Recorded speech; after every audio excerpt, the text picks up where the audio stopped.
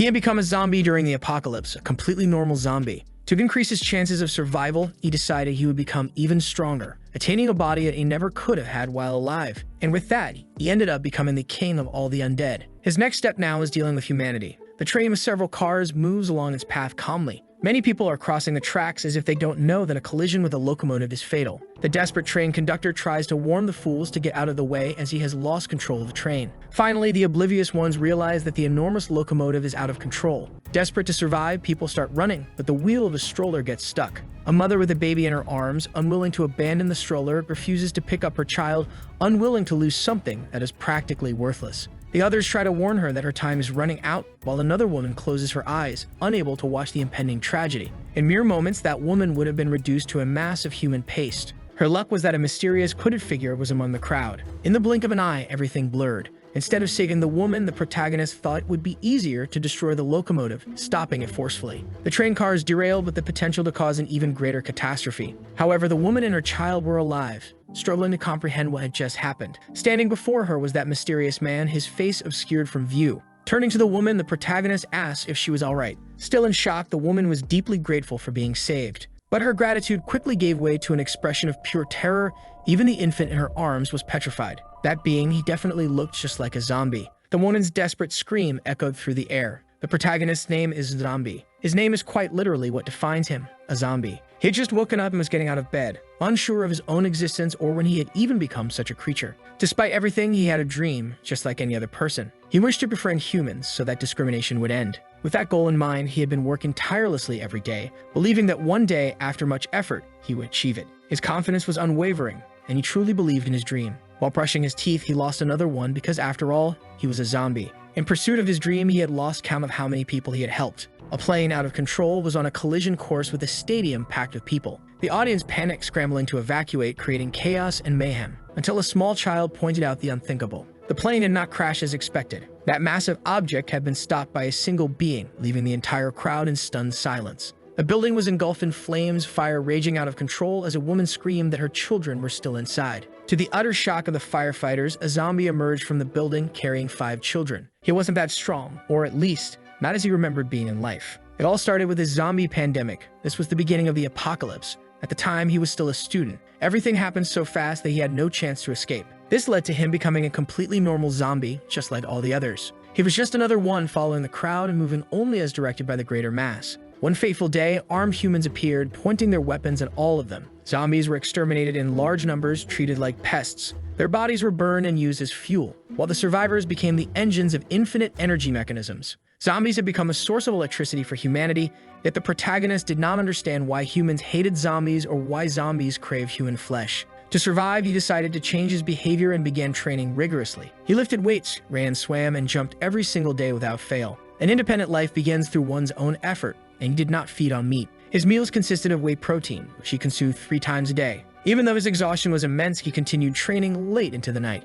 until one day he had finally become truly strong. He had become practically invincible with an aesthetic yet monstrously powerful body. After gaining strength and knowledge, he decided to approach the nearest human city. He tried to make them see zombies in a different light. His desire was to live under human laws, to be a good zombie. Inside his home, he continued his daily chores, realizing that his food supplies had run out. With that, it was time to go to the market to restock. It was a beautiful day outside. The sky was clear and bright. The protagonist went to the market he usually frequented to replenish his supplies. The clerk who attended to him asked if it wasn't uncomfortable to wear that mask all the time. The protagonist replied that, contrary to what she thought, it was actually quite comfortable. The employees went to the truck to load his purchased goods. A suspicious glint outside revealed that the protagonist was being watched. Some journalists wanted to confirm if it was really him. They wanted to see what was beneath that mask. They were doing their best to gather any clues about the zombie's identity. Holding a flyer in his hand, he noticed that one of his friends was being sought again. That was Goo, who had probably done something to anger humanity once more. The cameraman wondered if this person was really the same one who had stopped an airplane with his bare hands, while his boss admitted that they could be mistaken. Maybe it had all been a media exaggeration. That's why they needed to uncover the identity behind this masked figure. However, they ended up witnessing something so absurd that it completely robbed them of their ability to speak. The citizen they had been observing had just lifted that truck with his bare hands. The protagonist patiently looked up, as if calculating a trajectory. The ground beneath his feet began to crack completely. Suddenly, the truck vanished because it was now several meters high in the air. It was such an unbelievable sight that the journalists couldn't comprehend what had just happened. and in fact, it was such a powerful jump that the protagonist had managed to reach orbit. Far from there, a heavily guarded fence stood, with clear warnings that passage was strictly forbidden. On the other side of the fence, several erratic zombies wandered aimlessly. In their own language, a child told its mother that it was hungry. The mother told the little one to hold on just a little longer. Apparently, zombies were capable of reproduction. Don't ask how. Illuminated by the moonlight, the powerful zombie crashed into the middle of the devastated city. On his back was a truck completely filled with supplies. The vehicle was carefully placed on the ground. This brought joy to the zombies, who realized that their king had returned.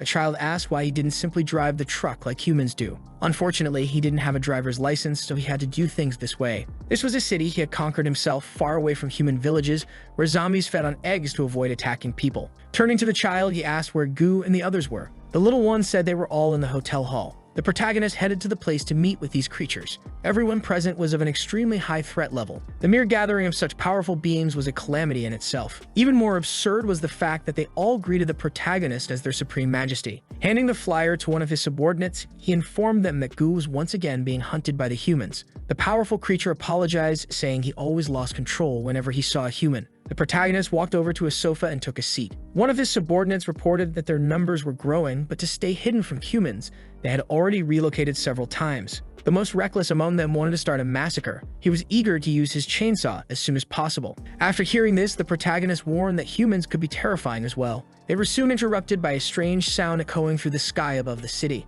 The noise came from an aircraft approaching at high speed. Inside was a woman with two exceptionally well-raised twins. One could see their health and good upbringing just by looking at them. The woman stood inside the aircraft, radiating confidence, as if she were the true protagonist of this story. She seemed to be analyzing data on a massive screen, reviewing details of the current mission. Her staff assured the president that everything was in order, clear and stable, with no signs of interference. The equipment was ready for deployment. The payload had also been checked, a nuclear weapon programmed to detonate 20 minutes after activation. The protagonist noticed the unusual approach of the humans. High above, inside the aircraft, the powerful president crossed her arms, holding her twins close. She could hardly wait for the zombies to experience the devastating power of her nuclear weapon. She hated them all. As the aircraft drew closer, the sound of its engines became more deafening. One of the creatures alerted the others that humans were responsible for the noise. He wanted his leader's permission to eliminate them all, but the protagonist ordered that the priority was evacuating the citizens. His subordinate had to restrain himself. He lost control far too easily. Faced with this crisis, the responsibility of handling everything fell upon him. Inside the aircraft, the president attempted to communicate with the ground team.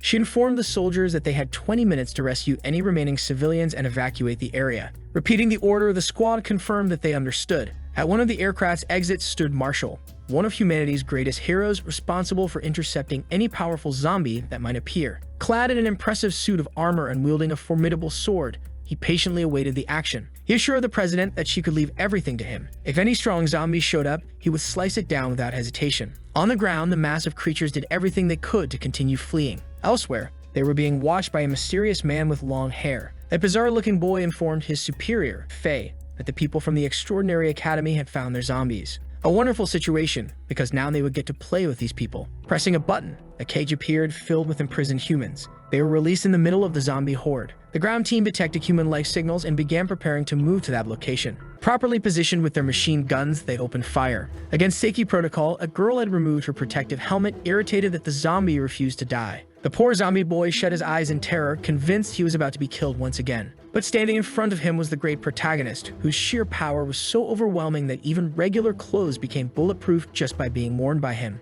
A more determined soldier, unwilling to believe in the existence of invulnerable zombies, decided it was time to let his bazooka sing the song of his people. He unleashed a devastating blast of firepower against the creature. A massive explosion erupted exactly as the soldiers expected, and soon thick smoke filled the air. A soldier approached his superior, suggesting that perhaps this was no ordinary zombie, but an extraordinary individual known for saving people. He was famous for always wearing an incredibly realistic mask that made him look like a zombie. Now the soldier was completely terrified, realizing he might have attacked the wrong person. As the smoke cleared, the protagonist emerged completely unharmed by everything that had transpired so far. Inside the aircraft, the president continued analyzing the conflict data. She informed Marshall that a powerful zombie had appeared in the combat zone. The warrior immediately requested to handle the situation personally. Without any protective gear, he launched himself from the aircraft, diving straight into the battle. Meanwhile, in another location, those mysterious figures continued observing the events. They noted that nearly all the people had already been saved. Perhaps they had underestimated their opponents.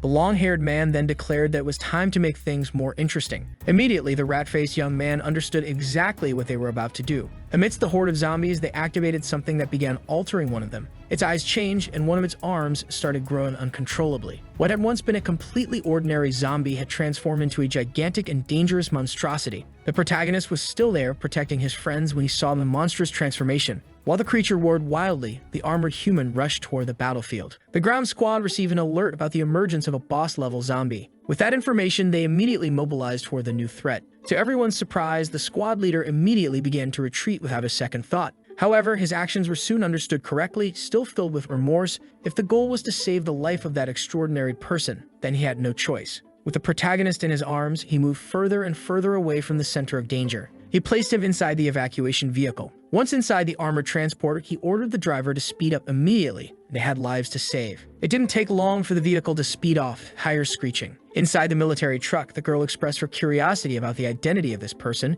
especially why he always wore that same mask. Questioned so directly, the protagonist didn't know how to respond. At the heart of the battle, the ground troops were stunned. The monstrous zombie had just lifted an entire bus. Its strength was so overwhelming that it hurled the vehicle at the soldiers as if it were made of paper. Before disaster could strike, the samurai warrior arrived on the battlefield. With a single swing of his blade, he sliced the bus cleanly in two. The wreckage hit the ground, revealing how precise the cut had been. The soldiers cheered. If the samurai from the academy was here, victory was certain. Approaching the creature, the samurai ordered the soldiers to continue the evacuation. The monster was now his responsibility. Civilians were being evacuated little by little. The squad leader was informed that the dangerous zombie had already been intercepted. Among the humans, the protagonist recognized a voice that felt strangely familiar. The girl reassured him, saying not to worry, they were there to help. That's when he noticed something strange. The masked human they had fought so hard to save had disappeared. Marshall turned to the creature before him and asked if it felt any pain. The zombie roared in pure rage, completely uncontrolled. It was obvious that it had no command over its own actions. Like a wild beast, it lunged at the samurai.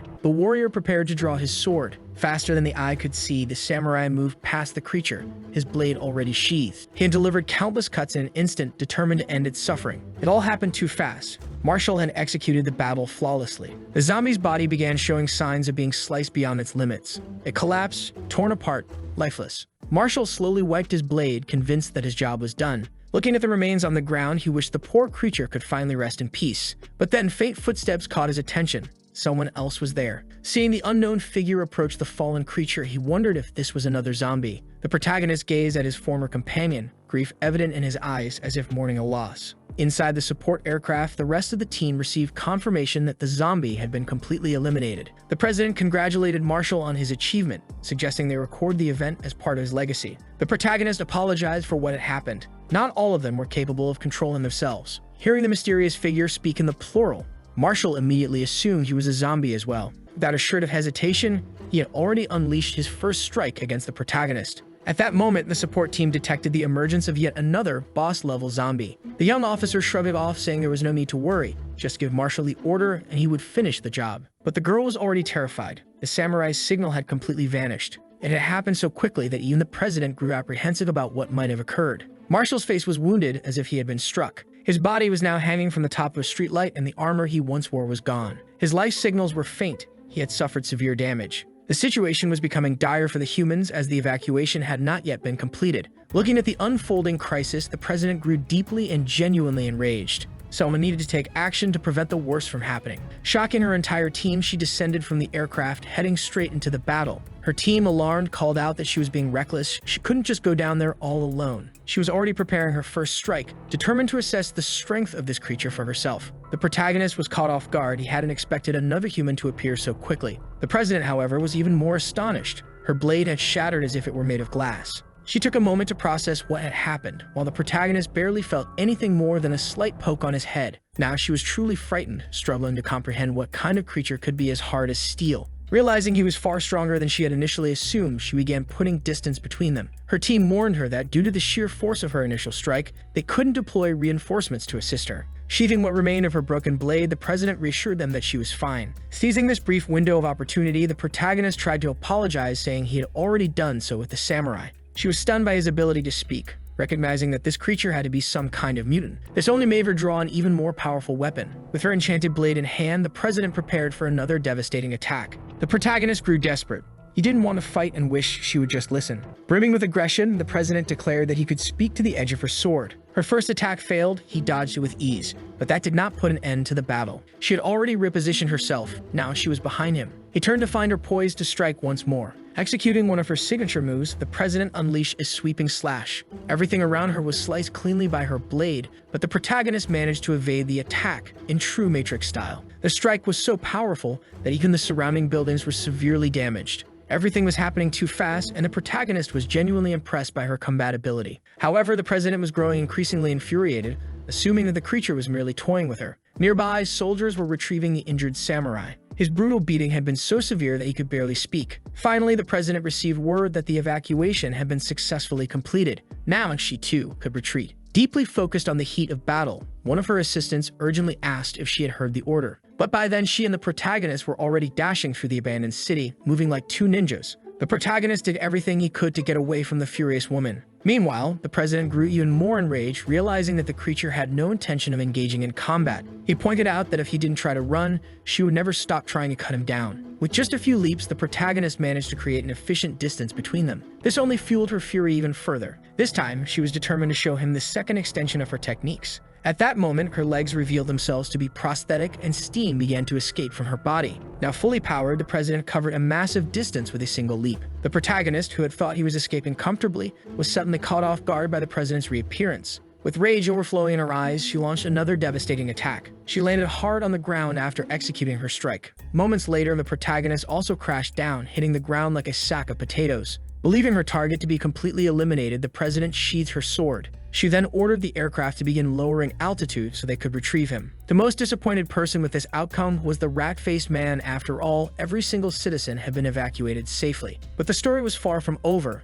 as they still had a spy within the organization. The rescued civilians were celebrating, relieved to have been saved successfully. Inside the cockpit, the pilot suddenly heard something suspicious. Turning to the side, he was met with a disturbing sight. Someone had pressed a button that posed extreme danger to them all. The nuclear warhead inside the aircraft had been launched. Now it was falling, headed directly toward the survivors. Unaware of this, the civilians continued celebrating, assuming the mission was over. The pilot quickly informed the crew that they shouldn't be celebrating. There was a spy among them, and the warhead had been deployed. Hearing these grim words, the crew was left in complete shock. The rescued civilians were now overtaken by absolute terror. It was time to inform the president there was a traitor among them, and she needed to escape immediately. Unfortunately, she was paralyzed by the sheer horror of the situation. The nuclear bomb was descending toward the city, and nothing could stop it now. They were taking the necessary measures to minimize the damage, as extracting the president was now a top priority. She tried using her prosthetic enhancements, but immediately realized something was terribly wrong. Time was running out and fast. The president was still outside the aircraft. At that moment, she struggled to activate the acceleration of her prosthetics. She had completely drained their battery while fighting the mutant she had failed to defeat. Apparently, she had forgotten to change the power cells in her prosthetics before heading into battle, a truly regrettable mistake. Still distracted by her dead batteries, she suddenly realized that the zombie was standing right beside her, completely alive. Without a word, he grabbed her abruptly, offering no explanation. He began spinning her like a centrifuge while the president screamed desperately to be let go. Then, with tremendous force, the zombie hurled the woman toward the aircraft. She crashed into the cargo bay, landing inside safely. Now, with her crew at her side and secured within the aircraft, it was time to escape immediately. Realizing what the mutant had just done for her, the president suddenly became overwhelmed with distress. Meanwhile, the nuclear warhead continued its descent toward the abandoned city. The protagonist remained calm and confident, patiently waiting for its approach. Once again, gathering a considerable portion of his strength, he shattered the ground beneath his feet. Launching himself skyward with a powerful leap, he raced toward the ballistic missile. Now the two were on a direct collision course. Steadying one hand, the protagonist already knew exactly what he was going to do.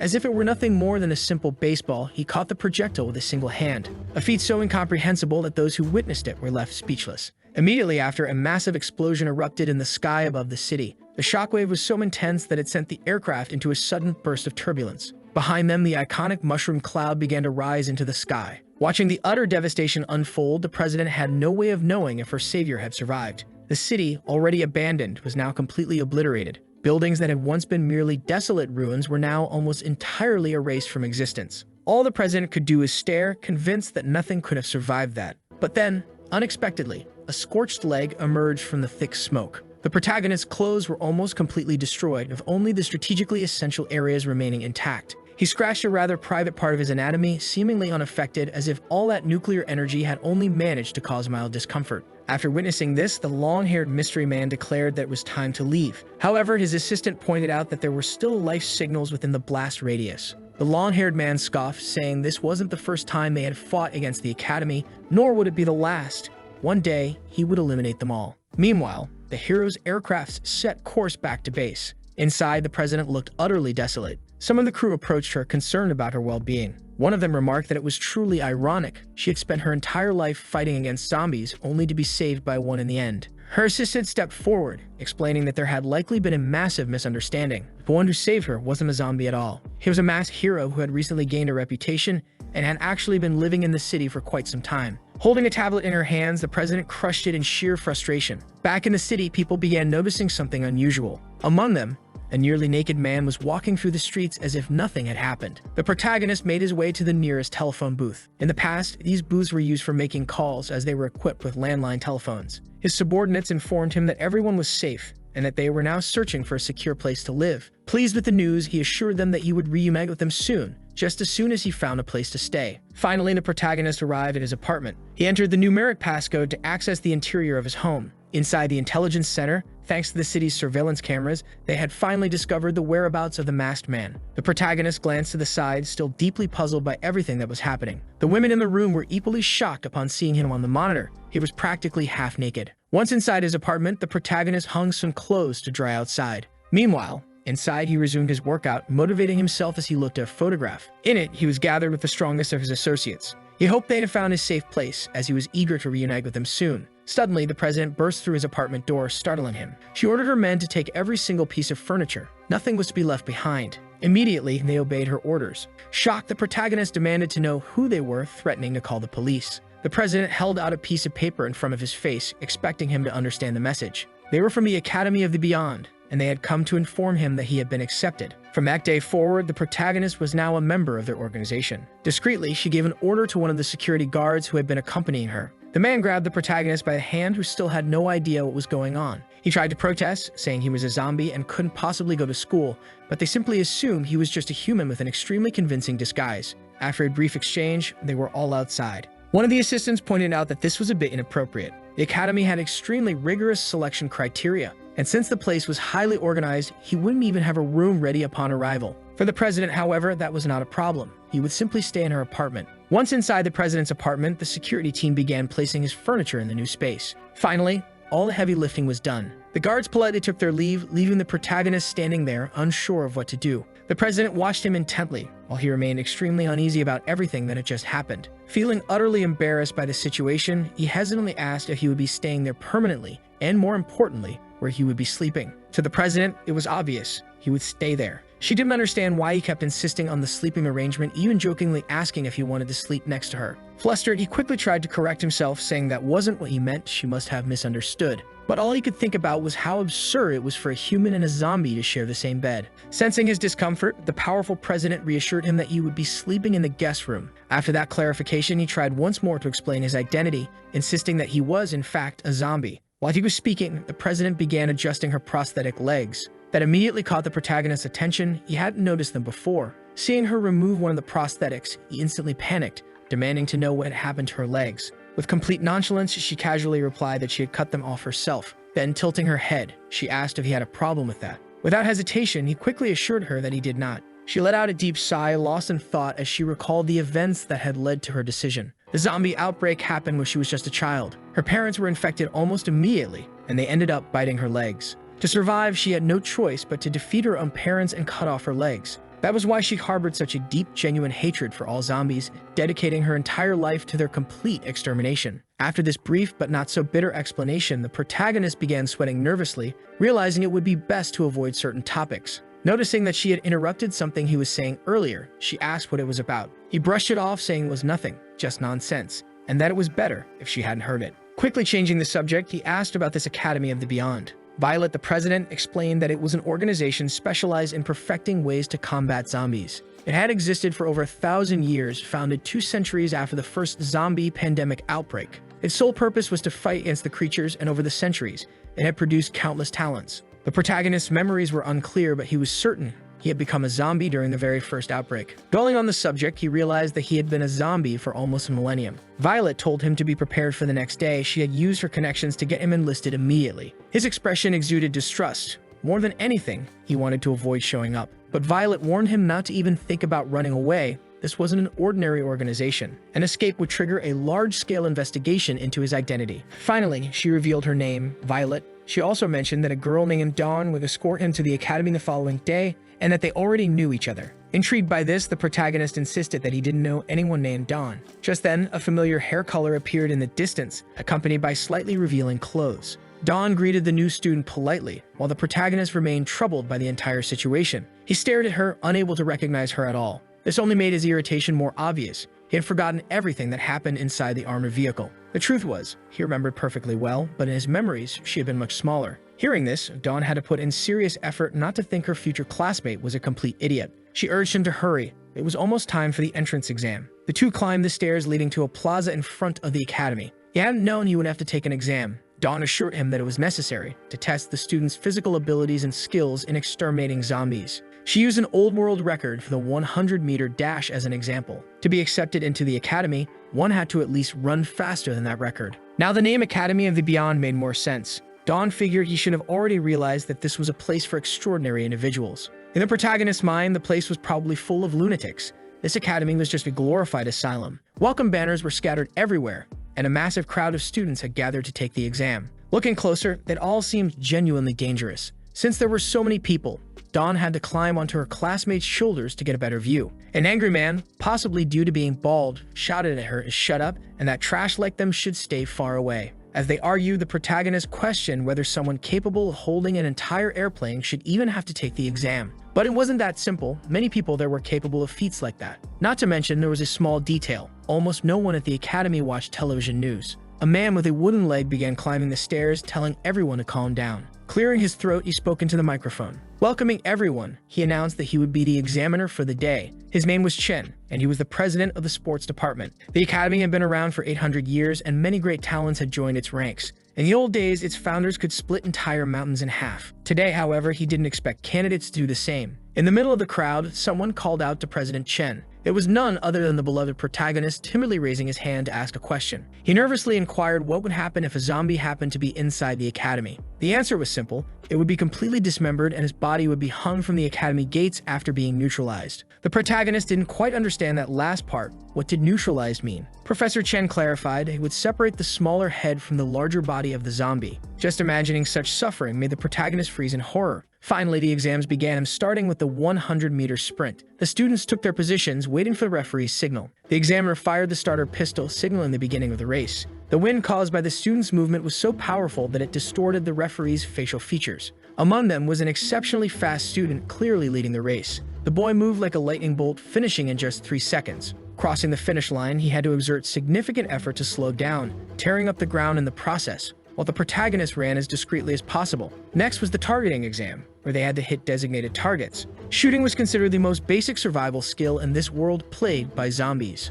Somehow the protagonist found himself dragged into the evaluation, despite not knowing how he ended up in this mess. Preparing to take aim, he observed his classmates' technique. Dawn demonstrated incredible proficiency with weapons, showcasing skill far beyond the average level. She hurled several knives toward the targets. Each blade found its mark, slicing through the heads with extreme precision, as if guided by an unseen force. After achieving such a flawless result, she flashed a small smile.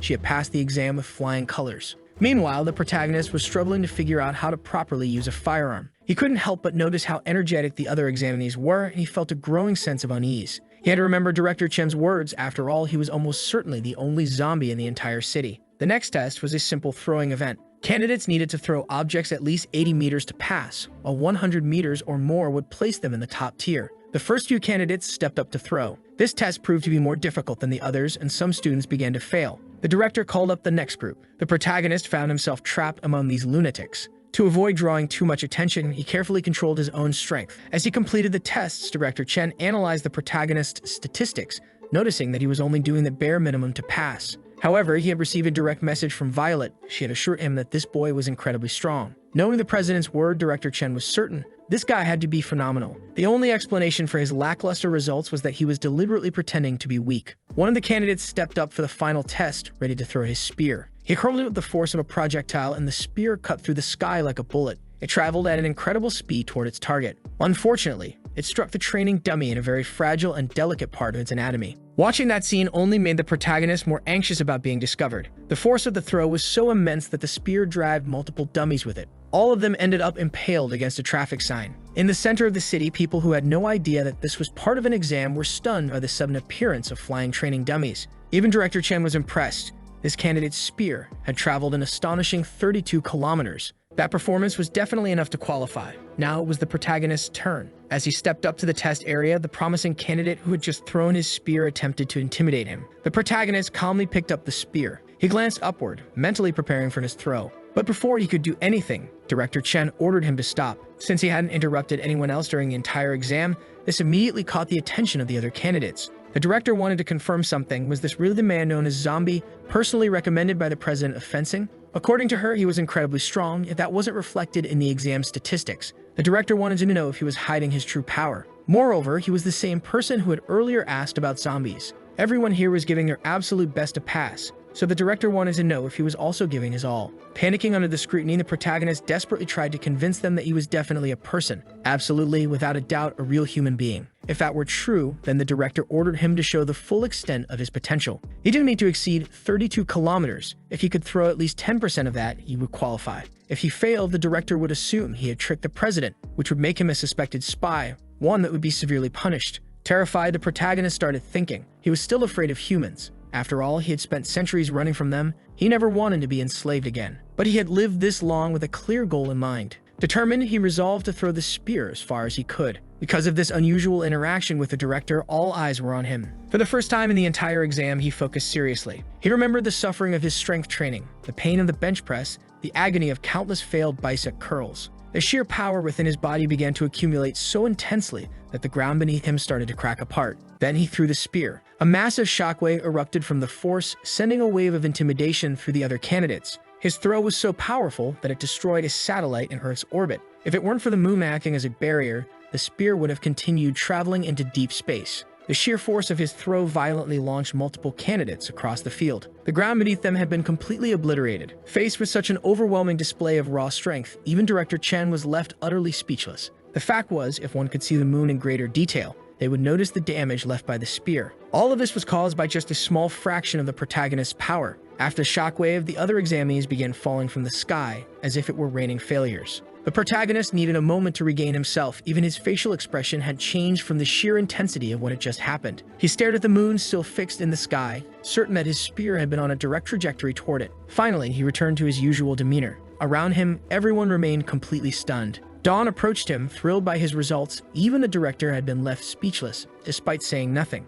She wanted to know just how far the spear could have gone, but he couldn't answer. He had simply done his best. Meanwhile, in space, the broken-off piece of the moon was now a drifting asteroid. Floating aimlessly between the Earth and its satellite, it was not happy about the situation. Now that he had officially qualified, the protagonist hoped he could finally go home. Dawn, however, thought that was ridiculous. With that kind of power, he could become president someday. Completely excited about his potential, she asked if he had any idea how much power a president could wield. Reflecting on this, he realized he knew nothing about human society. The most direct example was Violet herself. Her authority allowed her to command a massive army, granting her access to even nuclear weapons. Not only that, but she was the supreme authority over a city of 30 million people. Even though an elected official technically existed, he was just a secretary. The real ruler was her. The protagonist attempted to mention that he already had his own city, but Dawn ignored him entirely, driving him somewhere else. They had now arrived at the biotechnology department, the place where special weapons were crafted, also known as the logistics department. As they strolled through the facility, something peculiar caught the protagonist's eye. In front of him was a small photograph of what appeared to be a happy family. The picture belonged to Professor Jamie, who was presumed to be dead. He was the former president of this department. After losing his wife, he had become obsessed with crazy experiments, ones that involved both humans and zombies. Because of this, he had been fired for going completely insane. Just then, a woman wearing glasses greeted them, asking if they were new students and if they had passed the academy's entrance exam. And indeed, they had both been officially admitted. Zombie wanted to know who this woman was. Dawn explained that she was Professor Jamie's adopted daughter and that she was now the current head of the biotechnology department. Inviting them to sit down, she asked what kind of equipment they would need. With a gleam in her eyes, Dawn eagerly requested something that would allow her to carry even more weapons. Her childish imagination suggested a skirt that could hide a massive machine gun. In short, she would be joining the group of gunners. Then the scientist turned to the protagonist, wanting to know what he wanted. But after asking the question, she received no answer. Revealing his severely low self-esteem, Zombie timidly asked if she had actually been talking to him. Upon getting a better look at his face, the woman suddenly went pale with terror. She had immediately realized he was a zombie. Dawn, still smiling, brushed it off, insisting that it was just a really convincing mask. The scientist, now fully alarmed, asked if Dawn was just stupid or actively choosing to ignore reality. That was clearly a zombie. At this point, Zombie was already trembling in fear. Dawn insisted that she wasn't lying. She had seen part of his face during the last exam. Now a little calmer, the scientist hesitated. If he were truly a zombie, wouldn't he have attacked someone by now? Still, she repeated her question. What kind of equipment did he want? After thinking for a moment, he confirmed that whenever he used his strength, he always ended up going home naked. So his request was simple. He wanted clothes that would never tear. An unusual request, one that made the scientist pause and think. She noted down the requests, a girl who wanted to carry more weapons and a zombie who just didn't want to end up naked. Meanwhile, in the reserved fencing area, a group was gathered in deep thought. Among them was Marshall, who had been completely obliterated by the protagonist. A woman lay on a bench, a book covering her face, waiting to hear the report. The samurai explained that his opponent was truly powerful. The moment he attacked, his vision had gone completely black, and in the very next second, his body was already dangling from a streetlight. The woman wanted to know if the president of his division would be capable of defeating this creature. Without hesitation, the samurai admitted that this being was even stronger than his own president. Finally, the woman sat up, slamming her book onto the table. She wanted to know the name of the person who had defeated him. A blue-haired woman leaned in, listening intently for the answer. After hearing it, she dismissed him, saying he was free to go. Her name was Zhang Lanqi, and she was the president of the Sword Division. There was fierce rivalry between the Sword Division and the Blade Division. As he left, the samurai wished her a good day. During the theory class, students were learning about zombie habits. They discovered that zombies also enjoyed eating eggs, and that this knowledge could be used to set traps. Zombie appeared to be a very dedicated student, diligently taking notes on everything he heard. Dawn grew curious about what he was writing and asked what he was doing. He told her he wanted to share this knowledge with his family. Of all the things he could have said, this was definitely not what she'd expected. Suddenly, a loud announcement echoed through the school, summoning everyone to the gymnasium immediately. Dawn found this sudden gathering odd. It hadn't been long since they had all last assembled. Slowly, students began filling the center of the gym. They just wanted to know what was going on while casually eating their ice cream.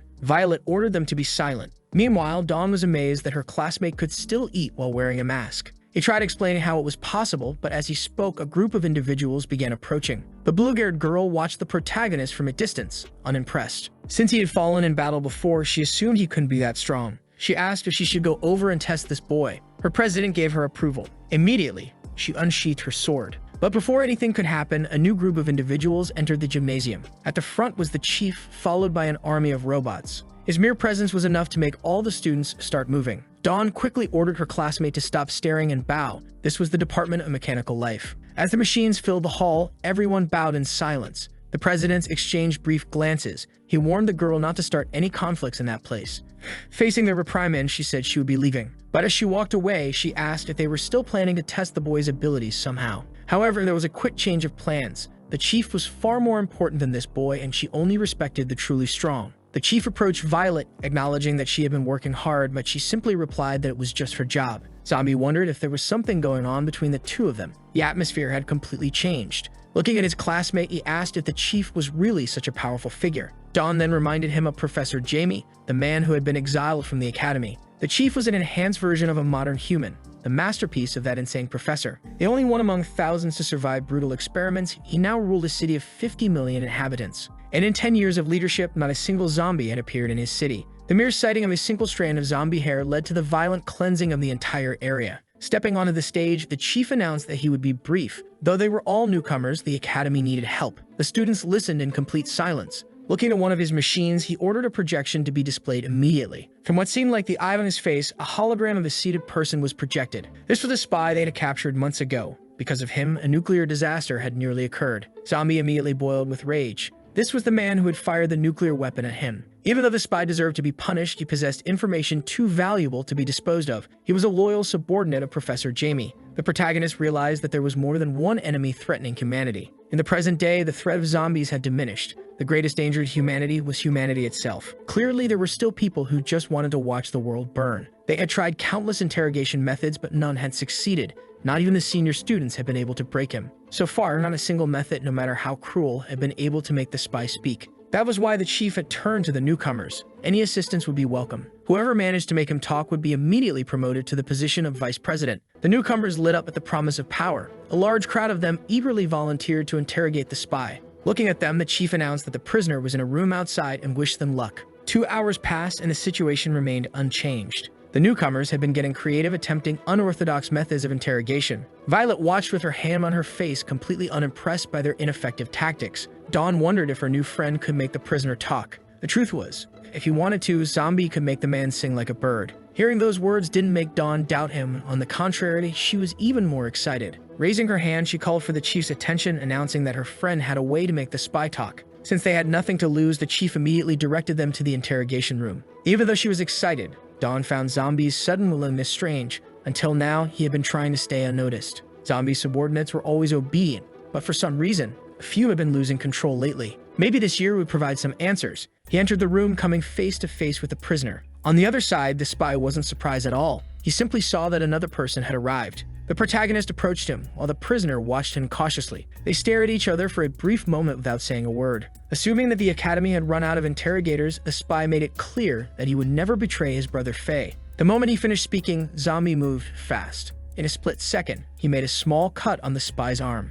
After enduring countless interrogation sessions, the spy had no idea what such a tiny wound could possibly mean. He laughed hysterically. He wasn't afraid of anything. This was nothing more than a mosquito bite. Zombie then gave a simple order. He commanded the spy to stand up. Without even thinking, the spy obeyed. This immediately caught the attention of every important figure in the room. Something inside that tiny wound had forced him to comply. Small cells had entered the spy's bloodstream. They were now traveling through his body and had already reached his brain. The spy's body trembled, not because he was afraid, but because he had completely lost control over himself. He no longer had any say in his own existence. Zombie's first question was simple: his name. The answer came immediately. His name was Sho Kai. Dawn was shocked. She had just witnessed her friend's ability to control someone's mind. Presuming that as Jamie's subordinate, the spy must know a lot, the protagonist asked if that was the case. The young man confirmed he knew almost everything. With that in mind, Zombie wanted to know why the zombies were losing control. The answer was a drug, one that had been secretly released into the city. Zombies who consumed it would go berserk, and in some cases,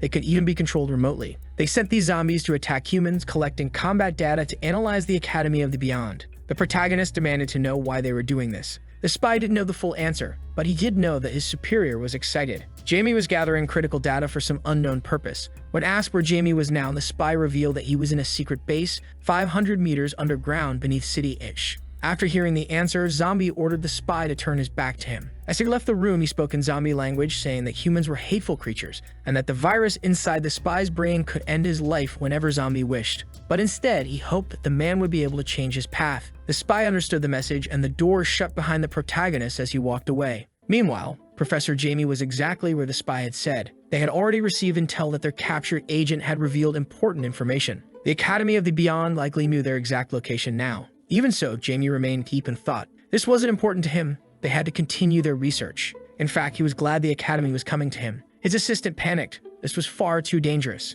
But since the experiment was nearing completion, Jamie wasn't worried at all. Walking up to one of his creations, he declared that the timing was perfect. He wanted his enemies to witness this historic moment, the birth of a new form of life. Zombie walked out of the interrogation room as if nothing had happened. Outside, he was watched with fear by the other students. Whispers spread among those who had seen what he had done. Even Violet looked uneasy. The true scale of his power was starting to sink in. The blue-haired woman was just as intrigued by what had happened. It was unanimous. Everyone now believed that somehow he had the ability to control minds. The chief began clapping, saying that Zombie had done an excellent job. He declared that this new generation would surpass the old one. He hadn't expected such a talent to appear among the freshmen. Since he had promised to make him vice president, he would do it immediately, as long as Zombie was officially registered. Zombie, however, was more worried about James' whereabouts. The chief, however, knew he wouldn't run away. They continued walking, being closely watched by the blue-haired woman. Her subordinate found it strange. There wasn't supposed to be a procedure for becoming vice president. They decided to follow them. The group walked into an isolated area, an industrial zone. Zombie had no idea why they had gone there. He had assumed they were heading to complete his registration. The chief suddenly asked him, when did he learn to speak human language?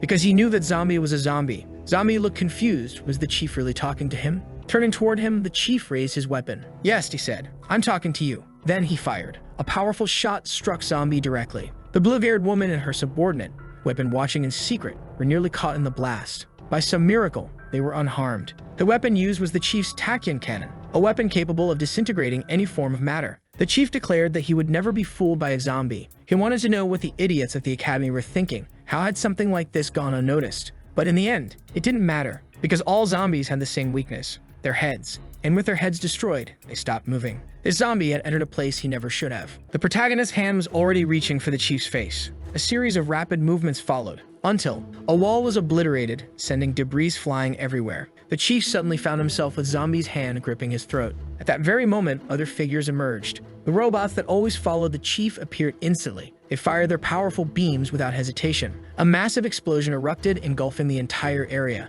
When the smoke cleared, the protagonist stood, holding a destroyed combat drone. Taking advantage of the chaos, the chief had escaped, jumping to safety. Dragging his feet across the cold concrete, he was still in shock. He couldn't comprehend what had just happened. His robots had been completely obliterated. That zombie should be dead. No headless body should be able to move. And yet, the headless body was still active. The blue-haired woman and her subordinate were just as stunned as the chief. Without saying a word, Zombie kept fighting. The chief had to stay completely focused, because he had barely avoided being decapitated himself. Somehow, he managed to dodge every attack thrown at him. Managing to buy some time, the chief prepared his cannon once again. He fired a new shot, but this time, he failed to hit his target. He was completely unable to understand why this zombie was so agile, even without a head. But there was no time to think. He needed to focus on keeping his own head. Once again, he gained distance to avoid being struck by the zombie. The subordinate assumed he was struggling, but the blue-haired woman stated that the chief was just getting started. People like him preferred to display overwhelming power. It was best to step back before they got caught in the conflict. Finally, something began to form on the zombie's body. His head had completely regenerated.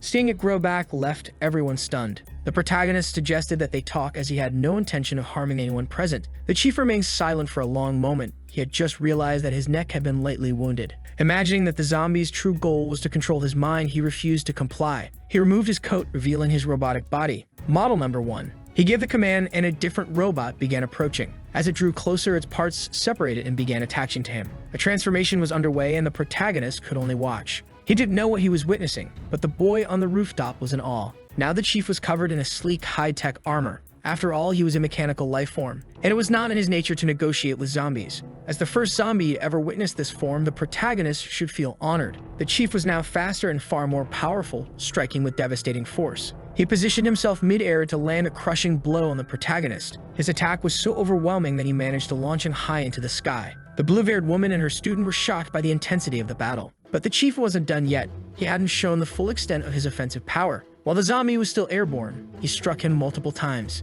Each attack was precise and brutal, yet his opponent didn't even react to a single hit. This only made the chief even more confident despite the fact that the zombie's body remained completely intact. This time, he struck hard enough to send his opponent crashing toward the ground. His body hit the concrete like a soccer ball. Moments later, the chief landed as well. To him, all zombies had to be exterminated. He crossed his arms in front of his chest, as if charging an attack of total destruction. Then he unleashed a deadly energy beam capable of consuming everything in its path. The blue-haired woman was stunned by such a display of power. It was the same beam he had used earlier, but this time, it was exponentially stronger. The shockwaves swept through the abandoned city. There was nothing left that could have survived that attack. The chief exhaled heavily, exhausted from what he had just done. He hoped his enemy was finally gone. But then, he saw him walking casually in his direction. The chief couldn't believe it. This shouldn't be possible. For the first time in the battle, the protagonist acted differently. He roared, completely enraged. The force of his scream violently pushed away the debris. The blue-haired woman had to shield herself from the dust. Even the chief had to cover his ears. The roar was too intense. The protagonist had transformed. Defying the rules of Dragon Ball, he now had a pair of ears and hair. Nobody had any idea what had just happened to the zombie. Showing off his new hairstyle, he approached the chief. At this point, the chief had accepted it. He had no idea what the being in front of him truly was. The protagonist's skin tone remained the same, but his hair looked like something that had been popular in the early 2010s. Slowly, the dust began to clear, and in the sky above them, the clouds darkened further. A massive whirlpool of clouds began forming. Dom, looking out the window, noticed something was wrong. The blue-haired president's student was also concerned. This wasn't normal at all. Inside the city, the bystanders were confused. They didn't understand why the sky had suddenly gone dark. It was the first time they had ever seen anything like this. Back in the battle, the chief couldn't say a word. He was dealing with a bigger issue, one that had just happened inside his underwear. The protagonist spoke. He had given this arrogant human several chances to resolve things peacefully. Now he wanted to know something very specific. Did the chief have an intense desire to find out if there was life after death? His entire personality had shifted. The blue-haired woman felt a deep sense of dread. She knew they had to leave immediately. The chief, despite his fear, refused to back down. Since his birth, he had never once felt threatened by any living being. And there was no way that some ex-bald guy would be the first to do that to him. Bracing himself, he challenged the creature to try something. Meanwhile, the blue-haired woman and her student continued their escape. There was no record of a zombie like this in the Academy's database, and they didn't even know if they were far enough away yet. Before she could say anything, an object suddenly flew past them. The battle's danger level was beyond anything ever seen before. The chief's body had seen better days. Now he was nothing more than a broken, overconfident paperweight. The ex-bald protagonist just watched calmly. He knew this human was no longer a threat. Even in his weakened state, the chief still tried. He called for more of his robot models. They marched toward the battle fearlessly. They felt nothing. Multiple explosions erupted immediately after. Somehow, the blue-haired woman had managed to rescue the chief. That zombie was truly dangerous. He would need help to defeat him. Realizing the severity of the situation, the blue-haired woman scolded the chief. He was insane. He shouldn't have provoked him. They decided to split up and escape. But a round of applause for the chief. He still managed to do something stupid, even while being a paperweight. The protagonist noticed that the humans had started fleeing. It was time to show them something truly interesting. The blue-haired woman had no idea what was about to happen next. Suddenly, massive cracks began spreading across the ground. It was the protagonist's hand that had caused it. Beneath their feet, an earthquake had begun. It happened too fast. There was already an obstacle in her way. Everything unfolding before her eyes was simply surreal. With just one hand, the zombie was doing something truly unbelievable. Even the paperweight had his escape completely thwarted. Defying both the laws of physics and common sense, half of the city was lifted into the air, as if it were a wall. The massive structure now dominated the horizon. Inside the city, the bystanders couldn't comprehend what they were seeing. Dawn realized it was as if the city itself was floating. Even though she was far from the battle, it was obvious that something extraordinary was happening. All of this, caused by the protagonist's sheer strength. With the human's escape completely blocked, he resumed his pursuit of the paperweight. Grabbing his face with one hand, he dragged him to the edge of the city. With the paperweight within his grasp, he asked, "Now do you feel threatened?" Holding the stump of a man in his hand, the protagonist wasn't impressed at all. In the end, he confirmed something. He was right. He couldn't control the mind of a robot, but since the chief was still partly human, his brain must still be intact. He tightened his grip on the paperweight's skull, as they're sending a command to the viral cells in his bloodstream. The virus had now reached his brain. Suddenly, he saw his memories. Since childhood, he had been an orphan. He had undergone numerous bodily modifications, so many that there was almost nothing human left in him. The protagonist was certain this paperweight's life was miserable. Staying alive was more painful than dying. Dropping him over the edge of the cliff, he said, "Seeing those memories ruined my mood." Luckily, he didn't fall to his death. He was saved by the blue-haired woman. She had witnessed the entire final interaction. She was stunned by the fact that the zombie could read memories. With nothing left to do there, he disappeared like a lightning bolt. The next morning, he woke up in a panic. He knew he had lost control of his emotions again. Being in that form was terrifying for him. He had to constantly remind himself he was a good and kind zombie.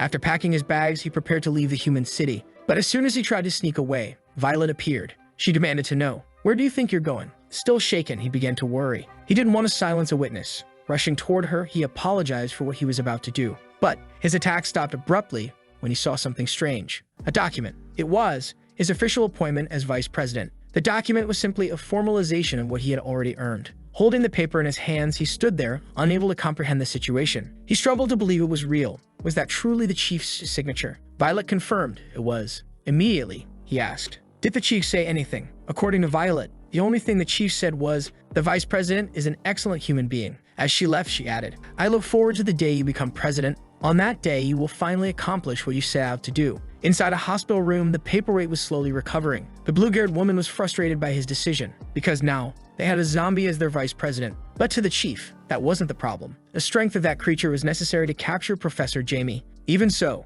the woman remained wary. What if the zombie lost control again? The chief didn't care. Instead, he asked, "Have you prepared everything?" There was only one goal now, to completely eradicate Professor Jamie. Out in the ocean, several massive warships were sailing. Meanwhile, at the zombie refuge, one of them was rallying the masses. He claimed their king had been captured by the humans. The king was their only pillar of support. They couldn't lose him like this. Slowly, more and more zombies began agreeing with the idea of retaliation. Some of the other leaders merely watched Varmint's stupidity, but they chose not to intervene, because only the king could stop this. Meanwhile, the aircraft carrier continued its course through the ocean. The chief issued an order to all personnel. This is our only chance to capture Professor Jamie, no matter the cost. In an abandoned city, the protagonist was walking alongside Dawn. She was amazed by the location. Suddenly, a large regiment of soldiers approached. They stood before him and saluted. They were ready to receive orders from their new, mighty, all-powerful leader, Vice President Zombie. They stated their allegiance. They were the 4th Division. From now on, they would only take orders from him. The poor zombie was left speechless.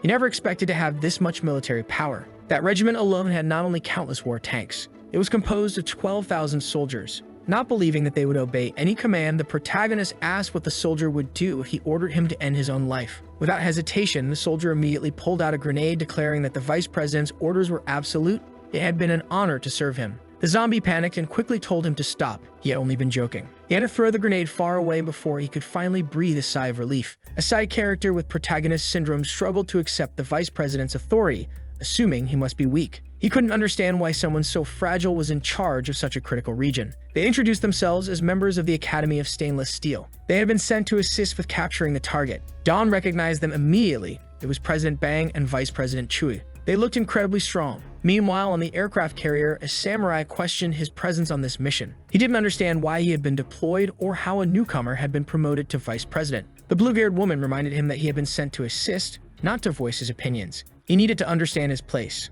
Gang, however, was still confused. Why had a rookie been put in charge of such a strategic position? The chief casually replied, "If you don't believe in him, the rookie can beat you until you cry." Gang laughed, thinking it was a bluff. He was certain he was stronger than the chief. Inside his fortress, Professor Jamie observed a massive military mobilization. The city where he was hiding was completely surrounded by enemies. He authorized the release of the zombies. With a single button press, a horde of undead surged forward. A young man wearing glasses noticed something odd among them. One of the zombies was different. There were many of them, but they were no match for modern firearms. The overconfident side characters complained that the task was too easy. As they approached the fallen zombies, the protagonist realized something. They didn't belong to his tribe. Dawn, standing beside him, pretended she hadn't heard anything. The cocky soldier sneered at the vice president, telling him to return home to safety since he was useless. Weaklings like him should be playing video games instead. That comment irritated the protagonist. But before he could react, they were suddenly interrupted by the arrival of a powerful zombie. Looking at the creature, the protagonist immediately recognized him. He had no idea what the little varmint was doing there. The young man in glasses was thrilled. This was the first time he had seen such a powerful zombie.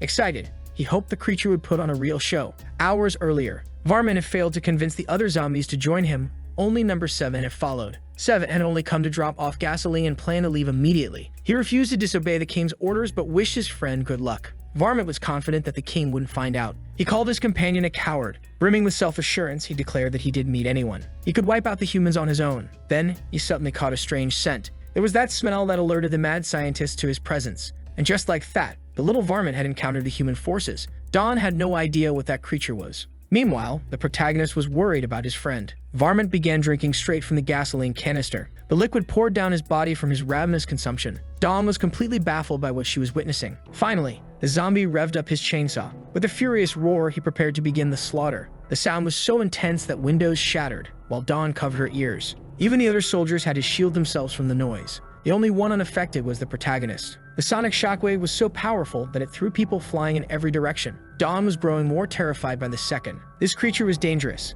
Varmint, filled with rage, declared his intent to eliminate all humans. One of the stainless steel soldiers was excited at the chance to fight. He believed he could win. The vice president didn't hesitate. He grabbed Dawn by the arm and started running. She didn't understand why they were fleeing. There were 2 powerful warriors who could help. With perfect calm, the protagonist explained. The stainless steel soldiers had no chance of winning. Dawn was worried by that statement. The zombie assured her he wasn't joking. That chainsaw-wielding zombie was truly strong. Then, he revealed the truth. Varmint possessed an immortal body. The stainless steel soldiers laughed at the vice president for running away. But before they could keep mocking him, one of their own was suddenly getting beaten senseless. He was thrown with such force that he crashed through a war tank. The cocky soldier turned to see what had just happened. But his back was now turned to his opponent. On the other side, his subordinate was foaming at the mouth, completely unconscious. Only then did he realize. The zombie was right in front of him. Varmint, with eerie politeness, asked, How would you like to die? Hide above. On the rooftop of a building, the protagonist had brought his allies to safety. On the avenue below, the destruction raged uncontrollably. The boy with glasses was thrilled. This was the most powerful zombie he had ever seen. The stainless steel soldier, however, was not enjoying how the fight was going.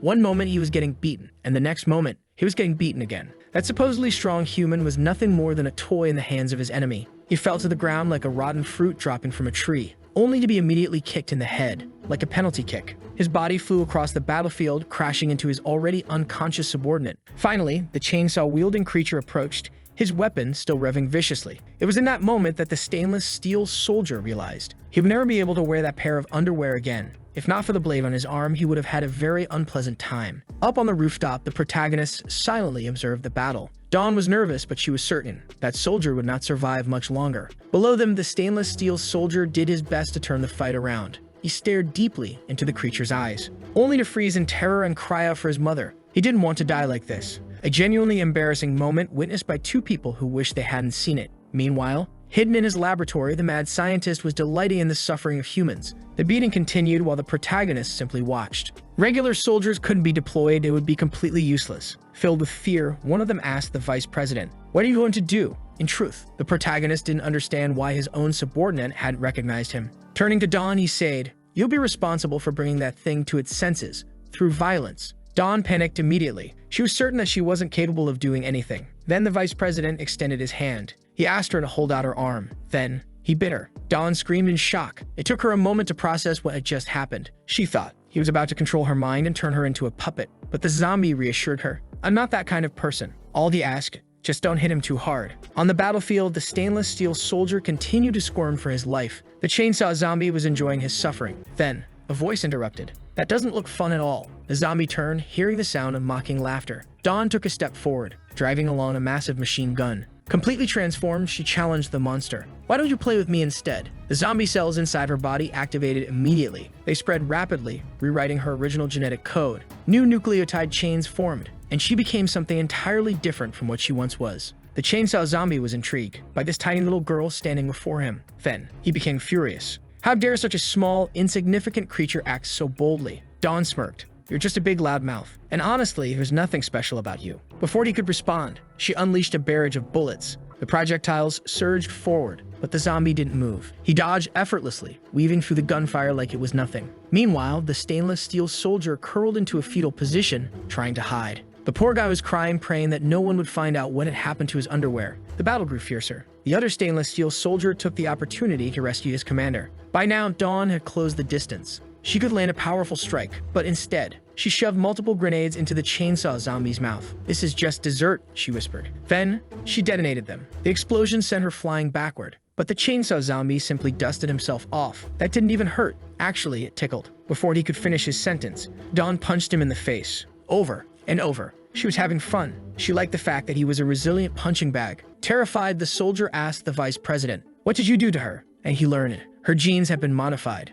Without a doubt, she could still become even stronger. Finally, Varmint admitted he was starting to feel pain. Meanwhile, Dawn grinned uncontrollably. She loved this feeling. The stainless steel soldiers didn't know what was scarier at this point. Without hesitation, Varmint declared, "That little strength of yours isn't enough to stop me." But he was abruptly caught off guard. The girl had already jumped onto his chainsaw. She landed a powerful kick to his face, so hard that he nearly sprouted wings. As his body flew through the air, his expression couldn't hide the pain he felt. He'd rolled across the ground for several meters, completely overpowered. Upside down, he struggled to understand what had just happened. Even so, the battle continued, destroying the avenue completely. The stainless steel soldiers were stunned by the girl's strength. They assumed she had been faking weakness all along. Lifting a massive bazooka, she announced, "It's time for some bang bang." From his vantage point, the protagonist noticed something unusual. Varmint was complaining about his pain. Then, he grabbed another can of gasoline to drink. Both combatants were having fun. Meanwhile, the stainless steel soldiers were in full-blown panic. The bazooka fired. The projectile soared toward the creature. But mid-flight,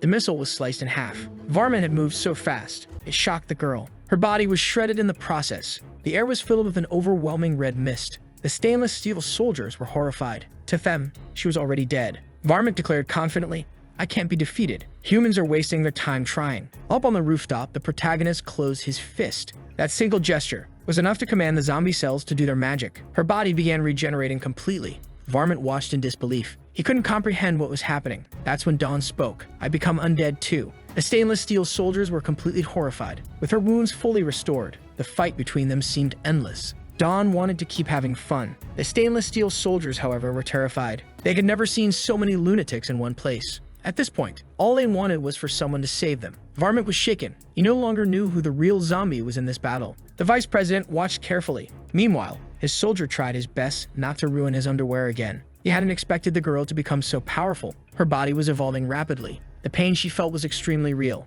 Knowing that he had to put an end to this quickly, it was time to discipline his subordinate. Dawn was becoming more dangerous as the fight progressed. With lightning-fast agility, she closed the gap between herself and her opponent once again. Her attacks were so fast and powerful, Varmint couldn't react. He was hurled across the city like a punching bag, pummeled from every angle. In the girl's hands, he had become completely useless. Lying on the ground, defeated, he struggled to understand what this creature before him was. He got no answer. Instead, his head was repeatedly smashed into the pavement. Finally, he screamed in desperation, "I surrender. Please, no more." He pleaded for mercy. "I'll leave immediately. Just stop hitting me." The vice president observed the situation calmly. Meanwhile, far away, the mad scientist was also watching. Finally, the girl planted her machine gun into the ground. Varmint sighed in relief. He had finally gotten a break from his punishment. Then, he took the opportunity to launch a sneak attack. This sent the girl flying backward, crashing into the bystanders, irritating the vice president with such reckless behavior. He was upset that she had believed those words. She shouldn't have let her guard down. Things would always return to normal. Hearing this reprimand, Dawn protested.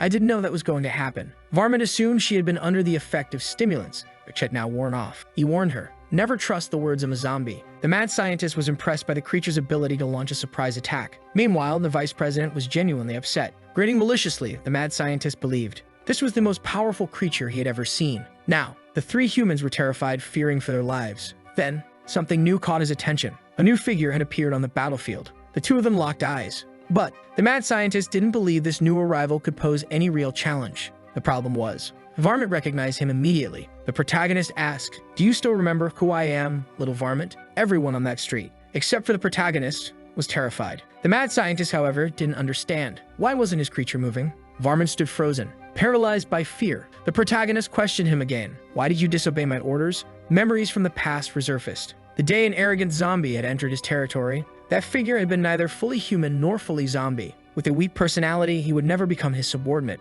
Dawn had no idea what they were discussing. One of the bystanders noticed something alarming. Varmint had wet himself. Gasoline dripped from his legs and pooled on the ground. Varmint was so terrified, he couldn't speak. The more time passed, the more gasoline continued to spill. The mad scientist was furious. He couldn't understand why his creature had stopped attacking. Meanwhile, the protagonist stared at his subordinate with a disappointed expression. Varmint was still too frightened to say a single word. In the past, he had been utterly defeated by the king. His former underlings had been shocked by the battle. Now, the protagonist demanded answers. "Why are you so quiet?" Taking advantage of the silence, it was his turn to speak. He explained why he should be obeyed. This made Varmint even more terrified. The mad scientist had an absolute meltdown. He couldn't understand why his creature was so afraid. But he didn't know the full story. Varmint had an immortal body. Yet, he had once been dismembered and hung from a tree for 300 years. Now, frustrated with the fight, the mad scientist tried everything to force his creature to respond to commands. Finally, Varmint spoke. "I never forgot the orders I received." The mad scientist's control panel shattered, and Varmint turned and fled. As he ran, he shouted, "If anyone wants to fight the king, fight him yourselves." The mad scientist was at a loss for words. Dawn and the stainless steel soldiers were equally speechless. Even the protagonist himself admitted that reaction had been a bit excessive. The battle against the zombies was finally over. This was the first time the mad scientist had lost control of a zombie, but he had plenty more creatures and was willing to use them. Until the professor interrupted. The main human forces were almost at his hideout. Above the city, a helicopter hovered. They could finally reach the underground hideout. The blue-haired woman turned to the spy. She asked, "Is this the place?" The spy confirmed, "Yes. It has 6 floors and spans 11,000 square meters." Not exactly good news. They would have to search every inch of the hideout. The overconfident samurai declared, "Sometimes the best way to solve a problem is to use overwhelming force." Then, he leaped from the helicopter, straight toward the hideout. Still in the aircraft, the blue-haired woman called him an irresponsible idiot. The faster he fell, the more powerful his attack would be. He didn't care about strategy. He just wanted to prove the sheer strength of his attack. Then, a massive explosion erupted in the city. It was so powerful that it obliterated a huge chunk of the ground. Now, he had access to the underground hideout. Sheathing his sword, he said, "This is faster than taking the elevator." The blue-haired woman scoffed. She found his display of strength ridiculous. She told him, "You should use your earpiece. You could trigger a trap." The chief corrected her. In the face of absolute power, there is no such thing as a successful trap. Then, he jumped from the helicopter, leaving the second defense unit behind with his remaining subordinates. For the blue-haired woman, they're all the same. On the ground, the troops kept advancing. They entered the hideout and searched for any resistance. But in the area they were in, there was no one. The more they searched, the more they realized that the place was empty. Escape wasn't an option. The routes were blocked. They had detection systems so precise that they could even catch a mosquito midair. The blue-haired woman wanted to join the action. She wasn't happy about having to stay behind. Her subordinate tried to calm her down, saying it was an order from their superiors. Still furious, she cursed them, wishing they'd have bad luck. Far away, the professor was safe. Knowing that the humans had entered his old hideout,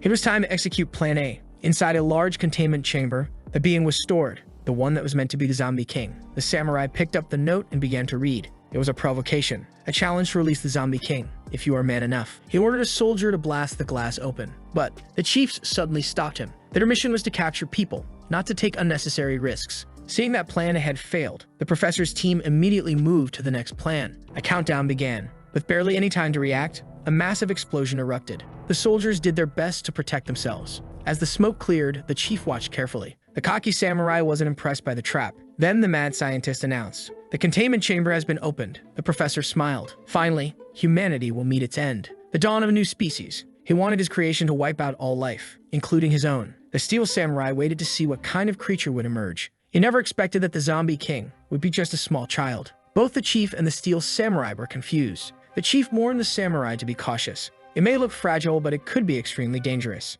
The samurai attacked immediately, but the creature was even faster. The chief was shocked. "It's powerful," he confirmed. He immediately ordered everyone to evacuate. The top priority was ensuring that his soldiers escaped. The masses of fools ran desperately toward the exit. But the steel samurai wasn't satisfied with the outcome. He launched another attack. This time, he managed to split the creature in two, literally. Each half of the zombie gave birth to a new one. Of all the possible outcomes, this was the worst. Now, they had two creatures to fight, but it didn't take long for them to merge back into one. The small zombie waited, watching how the humans would move. The mad scientist ordered the release of more zombies. This would create enough distraction for them to escape. Following the plan, the hordes of zombies began to flood the city. Both the president and the blue-haired woman watched the chaos unfold. The young officer reported, "There are too many of them. The situation is going to get worse soon." He wanted to set up a defensive line, but his commander ordered him to step back and just watch. Loosening her magnificent hair, she said, "This is just a warm-up." With her sword in hand, she was ready to start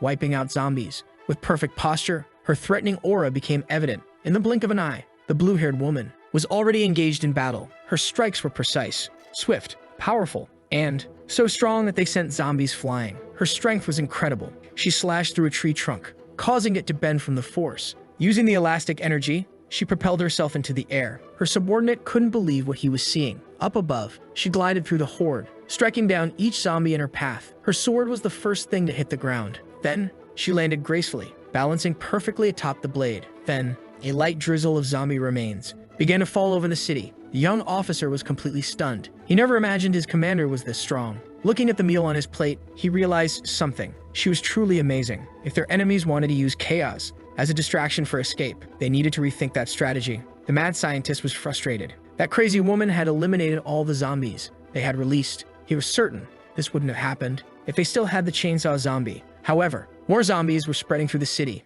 Discreetly, two of the protagonist's subordinates watched the movement. They wore masks to protect themselves from the airborne agent that made zombies lose control. The man who looked like a lone shark approached a nearby zombie to ask if he had seen his colleague, but the creature was very rude to him, telling him to get lost. Annoyed, he muttered that the creatures in that place were very unfriendly. Their mission was to find their runaway friend to avoid a possible punishment from the king. In the lowest level of the underground hideout, the so-called strongest zombie remained motionless. The humans looked at the creature with slight apprehension, and the small zombie wanted them to keep playing with him like that. It seemed like some kind of provocation. It ended up working very well.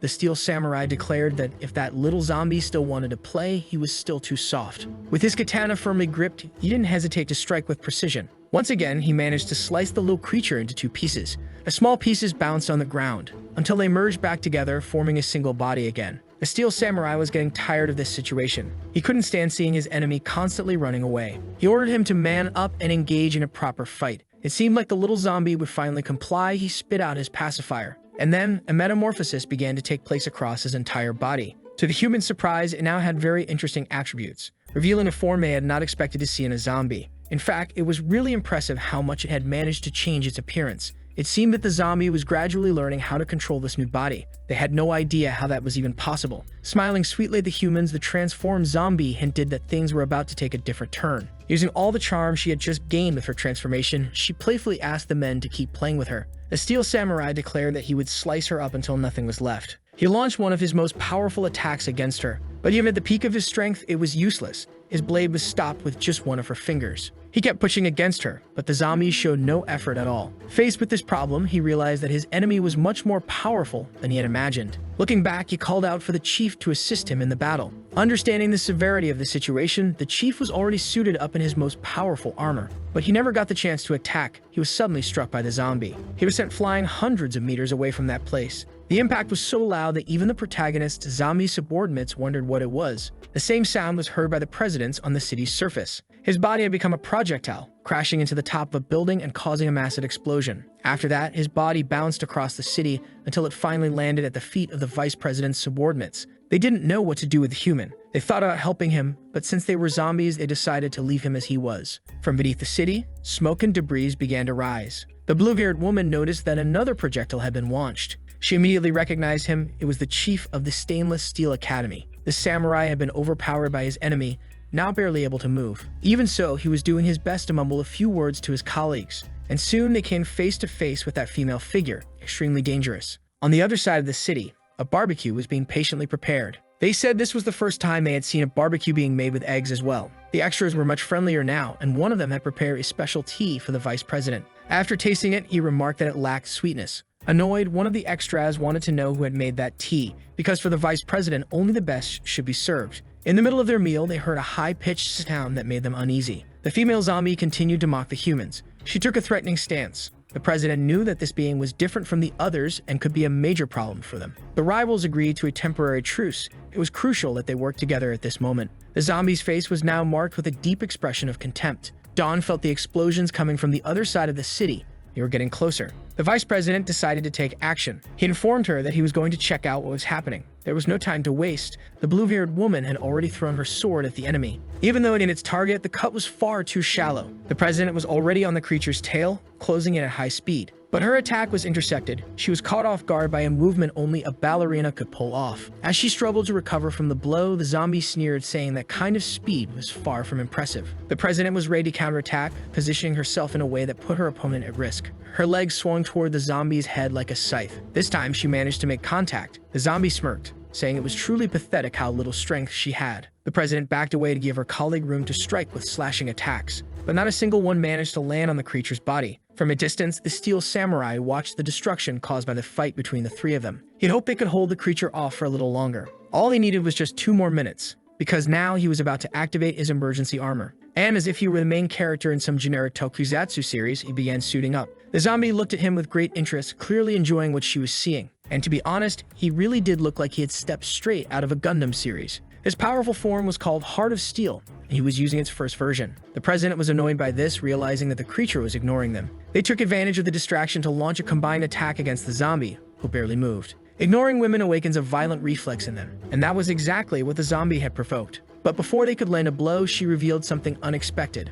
A massive tongue. It was merely a distraction for both women, as her transformation was still in progress, changing her entire body. The shockwave from the blow she delivered to the ground sent both women flying. What was once a woman had now transformed into a figure very familiar with Trembolone. Not clad in Heart of Steel, the samurai was convinced he could do something. The women were in shock. They had known that the zombie was capable of transforming. Frightened by what they were witnessing, they no longer knew if they could win this battle. The hulking zombie and the steel samurai, now in one of the coolest cosplays ever, were on a collision course. Facing each other, they decided that this fight would be settled with a single attack. Immediately, both of them prepared to end everything with one strike. But the zombie's strength far surpassed his. The clash between them sent a massive shockwave of destruction through the battlefield. The women nearby could do nothing to stop it. Coincidentally, the vice president and Dawn had just arrived at the site of the action. Through the smoke, a silhouette could be seen. Unfortunately, the armor was more stylish than functional. The steel samurai had lost part of his body. The bulked-up zombie mocked him, declaring that he had lost. It seemed the samurai assumed this was a rhetorical statement, even with half his torso missing.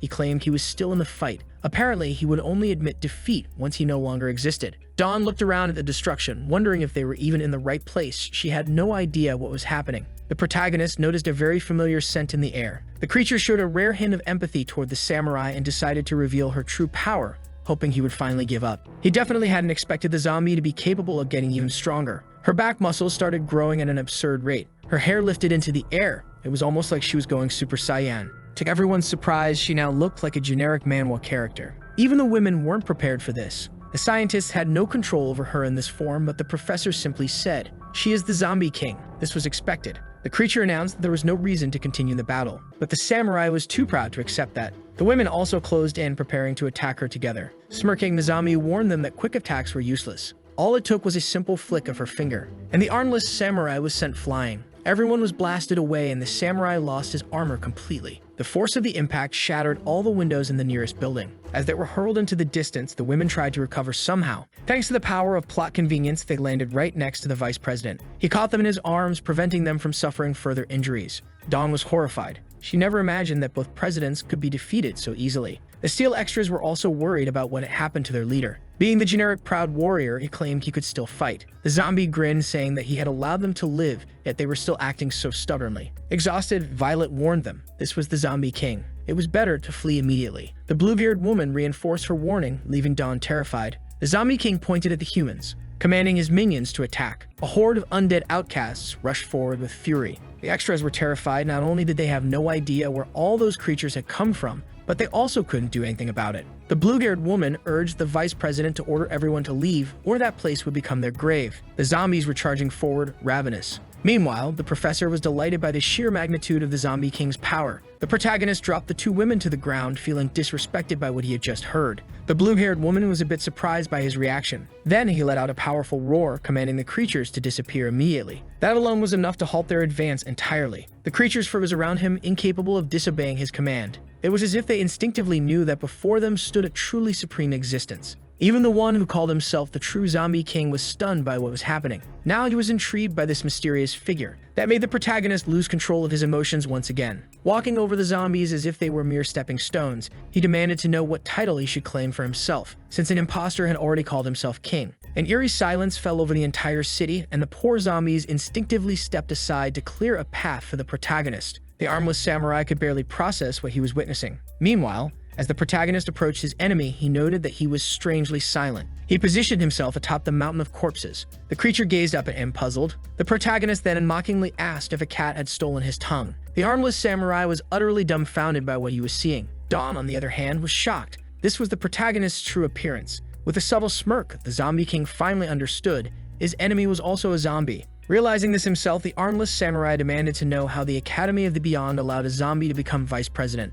Violet immediately told him to shut up. The two mighty beings stared each other down. They had decided the one who survived this battle would be the true king. Both were ready to engage in a ferocious fight. The wicked creature landed a direct hit on the protagonist, but the vice president only scoffed at him, taunting that he must not have eaten anything today. It took the zombie king a moment to realize that his enemy was truly powerful. He then received a devastating punch. The sheer shockwave from the blow sent the zombies beneath them flying. The creatures' bodies illuminated the night sky. Meanwhile, the false zombie king was only stopped from flying away himself because he had no wings. His body kept soaring across the city. The distance he covered with just one punch was unbelievable. He was launched so far away that he left the continent and crashed into the ocean. His impact was so violent that he slammed into a battleship, throwing the entire crew into chaos. The shockwave shook the vessel as the creature struggled to regain his bearings. Watching the battle, the mad professor was completely baffled. He had no idea how this was even possible. They never knew that guy was a zombie too. Despite the brutal impact, the attack hadn't done enough damage to finish him. The scientists couldn't even measure the potential of this new combatant. Meanwhile, the zombie king suddenly began lifting the entire battleship with his bare hands. Dawn became alarmed. She had just noticed something even more dangerous falling from the sky. A submarine was hurled into the middle of the city, and the zombie king grinned, declaring that he was in fact full energy. The destruction in the city was reaching catastrophic levels. Shaking with fear, Dawn muttered that it would be best to leave this place immediately. Elsewhere, the lone shark-looking zombie was repairing the steel samurai's body. His friend scolded him, telling him to stop welding immediately. He turned around and did as he was told. The chief was furious. Those buffoons had welded what should have been cut and cut what should have been welded. Looking toward the horizon, they felt the overwhelming presence of the true king. Meanwhile, the battle in the city continued in full force. The protagonist gained the high ground, positioning himself above his adversary. He began mocking him, trying to provoke him. Don remained terrified, still shaken by the vice president's true form. Something was approaching rapidly. The protagonist maneuvered a cord in his hands, wrapping it tightly around the zombie king's neck. This way, he had his enemy exactly where he wanted him. The armless samurai was still struggling to accept that this being was a zombie.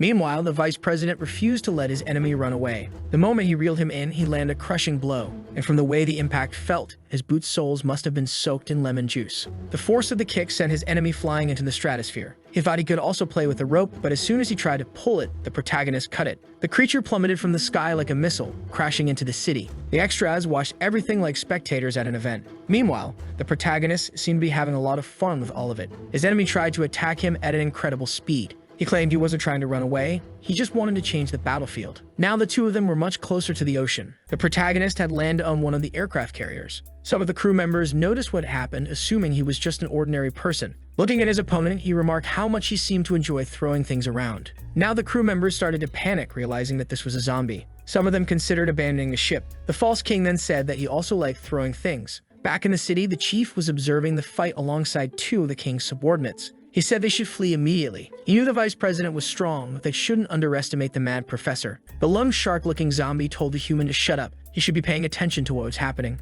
There was no existence that could defeat their king. Not even a god would be able to accomplish that. The protagonist, who had been on the aircraft carrier, suddenly vanished. He reappeared right in front of his opponent. The false king realized that he had become even faster. Then he was brutally struck in the face. The impact was so powerful that it launched him out of Earth's orbit. He soared through space until he realized that he was no longer on Earth. And then he noticed a massive object heading straight for him. A full-size ship had been thrown at him. The gigantic aircraft carrier crashed into the zombie, burying him into the moon. Back on Earth, nobody could explain how any of this was happening. How was he so strong? Why was physics completely ignored? The protagonist was now sitting in a lifeboat. Meanwhile, the moon now had an aircraft carrier stuck to it. There was no point in trying to run anymore. Anywhere they went would be just as dangerous. The furious creature declared that this wasn't over. It began using all of its strength to break free from the aircraft carrier. After finally shaking it off, it used the moon to propel itself back toward Earth, and the protagonist was just waiting for it to get closer. Preparing himself for a jump, he began gathering his strength. Now he was also heading into space. He had to use the aircraft carrier to keep gaining momentum and return to Earth. The battle between the monsters was far from over. Knowing that the ship contained a nuclear reactor, the creature rushed toward it. Destroying part of its structure, he wanted the protagonist to experience its destructive power. The ship that had once been floating in Earth's orbit was now plummeting toward the ground. The impact created a massive explosion. Everyone watching the battle was utterly terrified. A shockwave of the explosion started tearing apart everything around it. It was so massive that it could be seen from multiple locations on the planet. Its mushroom cloud rose far beyond the clouds. The protagonist's friends and the humans all scrambled for shelter from the approaching shockwave. He stood on another ship preparing to close in on his enemy. His jump was so forceful that it made the entire vessel shake. And now, the creature realized that he was once again face to face with his enemy.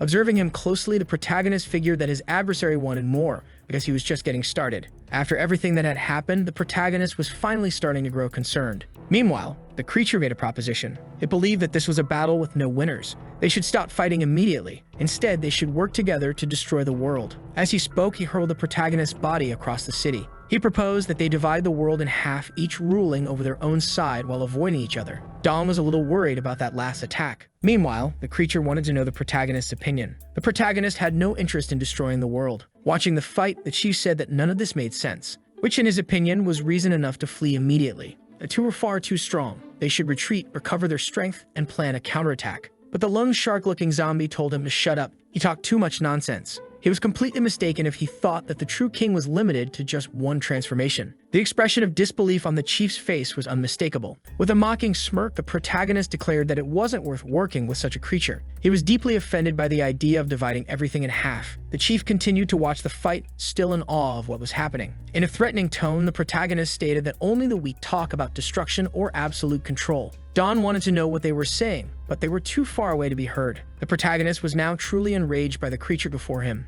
And by the looks of it, this so-called king would only learn after receiving a proper lesson. The protagonist's face began to change, gaining color. As his appearance transformed, his power also surged. Observing the change, the women were completely shocked. The once gray-skinned being had now turned into a normal person. Was it really possible that he had transformed again? The protagonist now had a human appearance, but a rather generic one. His eyes strongly resembled those of a certain character from a story where the protagonist eliminated people by writing their names in a notebook. His menacing aura could be felt from miles away. On board the ship, the false king felt terrified. Meanwhile, back with the protagonist's subordinates, the chief was with them. One of them hurriedly woke him up, telling him to see for himself what was happening. He needed to witness with his own eyes the being they called their god. Even though the protagonist still had long nails, he had turned into a normal human. No one could explain why he now had a fully human body. As the battle raged on, rain began to pour from the sky, and the false king grew even more frustrated, unable to comprehend what kind of existence stood before him. It was impossible for someone to be both a zombie and a human at the same time. His attack was just about to strike the face of this new entity, but the protagonist did nothing, until suddenly, even the raindrops stopped moving.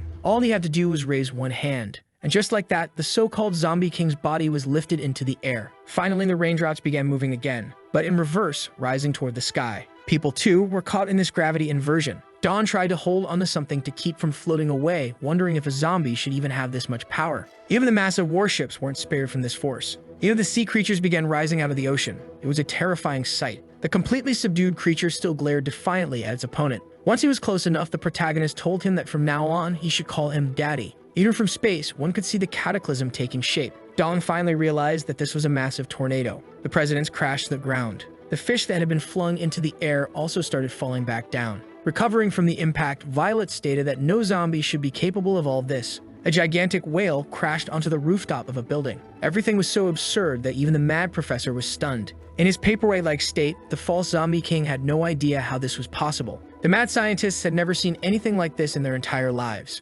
Without arms, the creature struggled to get up, and in doing so, he took the most difficult path possible. But thanks to his regenerative abilities, his arms began to regrow. He claimed that everything being done to him was completely useless. After all, he couldn't be killed. Even if he was sliced into thousands of tiny pieces, he could still regenerate. The protagonist took that statement as a personal challenge. With a swift movement of his hand, he pulled the creature's body toward him, grabbing it by the throat with one hand. The creature thrashed desperately, but the protagonist simply smiled at him. He told him that he had completely misunderstood the concept of death, because one didn't have to destroy a body to make someone experience it. The tighter his grip became, the more his senses faded, until the only thing left for him to see was the deep, piercing gaze of the protagonist. Beyond Earth's atmosphere, massive vessels floated in space. They appeared to be designed for interstellar travel. Meanwhile, tornadoes raged across the entire ocean. At last, the false king realized that this being was far more ancient than he had ever imagined. There were those who came from very distant eras. A great war was being fought, and those powerful constructions were ready for battle. They had already withstood over 1,000 sieges,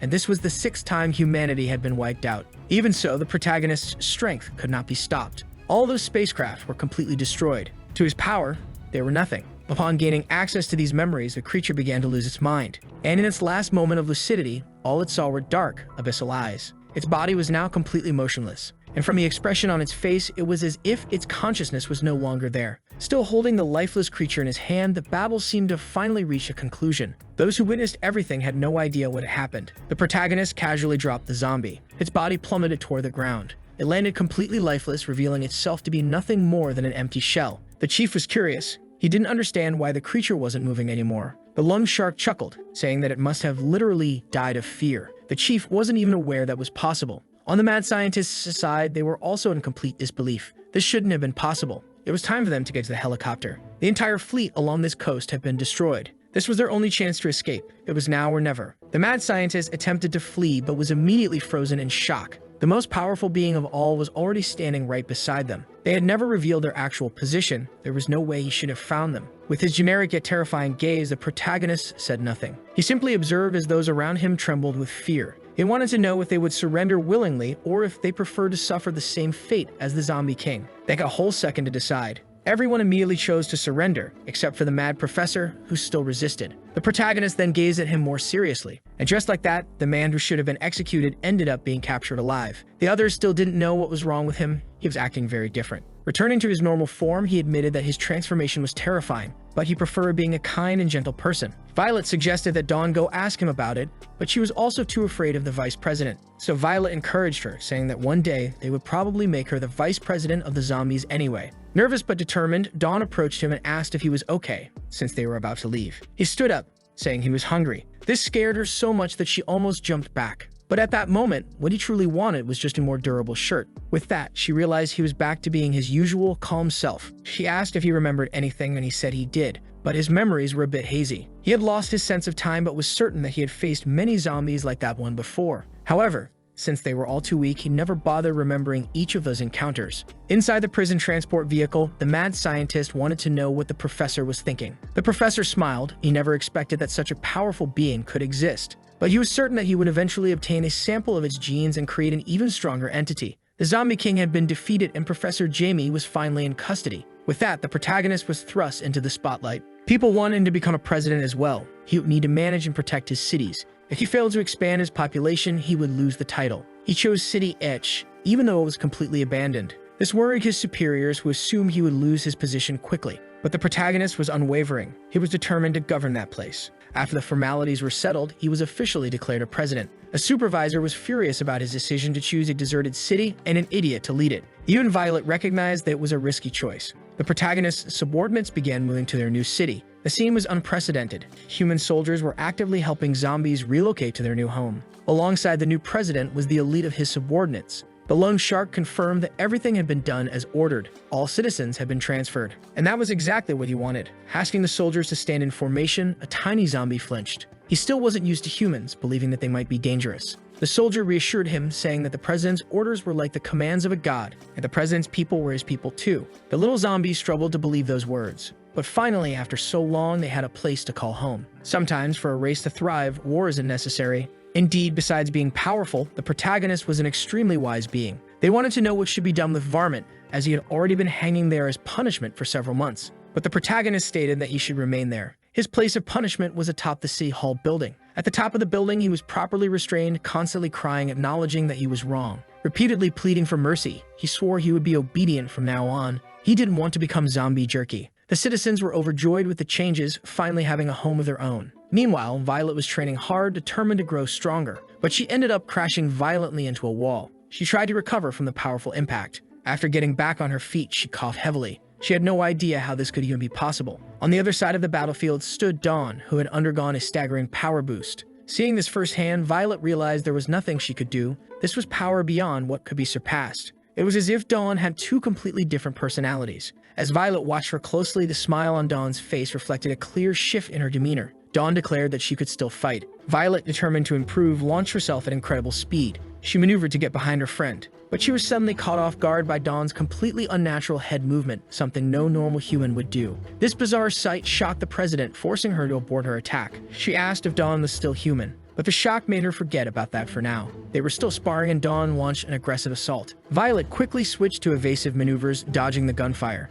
Dawn's machine gun was singing like it was on a live TV show. Dawn boasted that she was now strong enough to become a president herself. Then she started laughing sadistically, her machine gun still roaring. After dodging for a long time, Violet finally found cover. But it was clear that she was reaching her limit. Her frustration was only surpassed by the anger she felt toward herself. Determined to push forward, she demanded that Dawn show her strongest technique now. This triggered the zombie cells in Dawn's body, activating at full power. Violet rushed in, executing one of her best attacks. But Dawn mocked her, questioning if she was even trying. She wouldn't use her best technique against such a weak opponent. Then, in a terrifyingly unpredictable move, the president struck with precision. A clean cut severed Dawn's body in two. Despite the pain and the damage, all Dawn did was smile. Violet, stunned, questioned why her friend hadn't even tried to dodge. She was completely shaken by that insane regeneration ability. Dawn's genes were now practically invisible. For Violet, this was too much. She demanded to know what the zombie had done to her. Almost revealing her genes, Dawn asked if Violet finally understood that she could be a president too. She lunged at Violet with her bare hands, preparing to land a precise strike. This time, Violet couldn't dodge. She was slammed against the wall. That was enough for her. She suggested they stop the training. Dawn's body began emitting white smoke. As she returned to her normal self, she apologized, saying she hadn't done any of that on purpose. Violet wanted to know if she really wasn't a zombie, even after being bitten. Dawn explained that she had undergone multiple tests in the lab, and they confirmed she was still human. But that still didn't explain her extreme regeneration or the unnatural way she moved her head. Dawn felt she could transform whenever she wanted, yet she didn't feel any different physically. And whenever she felt exhausted, she could take stimulants without suffering any side effects. Hearing this, Violet's expression turned into pure frustration. She demanded that Dawn move out of her way. She had something important to do. Dawn asked where she was going, but Violet told her it wasn't her business. Another subordinate also asked where she was headed. Violet was already rushing towards City Edge, the protagonist's territory. She boarded a plane in a hurry. The aircraft took off, heading straight for the city. Finally, the plane landed at the airport. The president disembarked in a panic, ignoring her subordinate entirely. Outside the City Hall building, everything was running as usual. The protagonist was assigning different districts to his subordinates. Finally, it was time to assign a role to the lone shark-looking guy. He was ready to serve loyally and irresponsibly. It was no surprise that he looked like a lone shark. The protagonist saw potential in him to manage the city's treasury, making him responsible for all the money. The meeting room door suddenly swung open. Recognizing Violet, the protagonist asked what brought her there. The woman hurriedly approached him. The timing was perfect, as he had planned to report the city's situation to her. But instead, Violet forcibly grabbed his mouth, making him bite her arm. Thanking him for what he had done, she told him he could do whatever he wanted with the city. Now she was already outside, heading back to her own city. On her way out of City Hall, she ran into her subordinate. He was concerned about the bite, worried she might now be under his control. If the protagonist ever decided to betray humanity, they would be in serious trouble. But the idea of gaining all that strength and regeneration ability was far too tempting. It was worth the risk. She didn't even care if she had to dance for him. Meanwhile, in the meeting room, the protagonist was trying to figure out what had just happened. After assigning roles to his subordinates, the city slowly began to flourish. There was now a clothing store for zombies. There were barbers. There were janitors all over the city and even furniture brokers. A driving school had been established to teach zombies how to drive vehicles. Even though zombies weren't exactly used to those things. From his office in City Hall, he watched the city's progress. It gave him an incredible sense of fulfillment. Meanwhile, his file was being reviewed by the supervisor. She was not impressed by this new president's credentials. She couldn't understand what had motivated the Academy of the Beyond to appoint him. Soon, she learned that he was also a zombie, or at least that's what the president of the Academy of Stainless Steel claimed. But she assumed it was just slander, as rival academies often spread false rumors about one another. Regardless, she didn't like this new president. She doubted he had the necessary personality for the job. Zombie or not, she would check for herself in person. Meanwhile, at the North Pole, an expedition was underway. A helicopter was approaching its landing site. In the middle of the sea, a massive ship was breaking through the ice. A man greeted Professor Strange. It seemed they had discovered the remains of an ancient civilization, a dried-up body that was thousands of years old. They made the discovery while conducting some experiments. The body was buried under 500 meters of ice. The professor stressed the importance of being careful. They couldn't afford to damage it. If it really belonged to an ancient civilization, this would be one of the greatest discoveries in human history. Slowly, the ice block was being carefully removed. The professor hoped this would be a major breakthrough for technological advancements. Among them, there were a few suspicious-looking individuals, their faces hidden beneath hoods. As the president of the Department of Archaeology, this was the first time he had ever felt so nervous about his work. The crane finally lifted the block of ice. It was carefully lowered to the ground. Inside, a human silhouette could be seen. It was clearly a female figure, and despite being severely dried up, she had immense potential. Staring at her, the professor couldn't believe it was real. He was completely mesmerized. Distracted, one of the team members was suddenly attacked. A bite to the neck. While he was being feasted on, the man next to him demanded to know who was responsible. The professor realized these people were not part of his team. Panic broke out. They began screaming for help, but there was little they could do. The professor was thrown to the ground by one of the mysterious figures. They declared that he was merely a necessary sacrifice. They told him to stop struggling. They only needed a bit of his life juice. These strange figures had unusually long canines, and they enjoyed biting necks. The block of ice fell to the ground. Immediately, one of the men began smashing it open. It didn't take long before they reached the dried-up body inside. She was almost completely free from her frozen prison. Once liberated, they covered the woman with a coat. After so long, she was finally free. Her subordinates saluted her. They hailed the Blood Queen. They wished her a long life and eternal youth, and her first question to them was simple. Is that accursed zombie still alive? The Blood Queen gazed toward the horizon. His subordinates informed her that the zombie was still alive, even after a millennium. But for some reason, after destroying human civilization, he aligned himself with them and was now rebuilding his clan. One of the women urged the queen to be cautious, but in her eyes there was immense hatred and resentment. She was determined not to lose to him again. Back at the headquarters, everything was going smoothly. The zombies were enjoying their lives, drinking delicious tea, until one of them was informed that someone had come to visit. At the headquarters, all those interested in the new president had gathered. The man who had been bitten earlier was writhing in immense pain. No one had ever seen anything like it before. It didn't look like a bite from a zombie. They knew he had been on the archaeological expedition and his team was now missing. Even though he was just an ordinary person, he had managed to injure 2 presidents. It seemed they needed a professional opinion on the matter. A heavily armored vehicle parked in front of the building. Inside it was the protagonist. The soldiers saluted him instantly. He was still not used to it. Then he was led inside the building to examine the case. Several well-drawn side characters were already waiting for him. The first one stepped forward to welcome him. That president belonged to the Academy of Iron. He was very excited to meet the man responsible for capturing the mad scientist. After greeting him, he went on his way. Apparently, that side character was extremely envious, assuming the protagonist was just a nobody. Meanwhile, a zombie was delighted to shake hands with humans. Another foolish character scoffed, saying he could tell just by looking that the protagonist was weak. At the same time, the Iron Samurai wondered if these side characters had a death wish. After making this remark, he suddenly realized the Iron Samurai had disappeared. Wisely, he decided to hide. He hadn't expected the zombie to be coming. The doctor asked the zombie to take a look at the case, hoping he might recognize the type of monster. But the zombie barely even knew his own age. How was he supposed to know what kind of creature it was? However, he noticed very peculiar markings on the man's neck. It unlocked a distant memory in his mind. A bit nervous, Violet asked if he had figured something out. The man was becoming increasingly aggressive. Then he finally realized who he was dealing with. The first rule of being a scoundrel is to be smart. It ensures longevity. The protagonist became extremely excited by this discovery. He knew that the man belonged to the Blood Tribe. A massive energy surge radiated from his hand, so powerful that it sent shockwaves throughout the room. The vampire, who had been acting aggressively, instantly curled into the fetal position, trembling in fear. The humans were sent flying across the room. Even the foolish side character wasn't spared.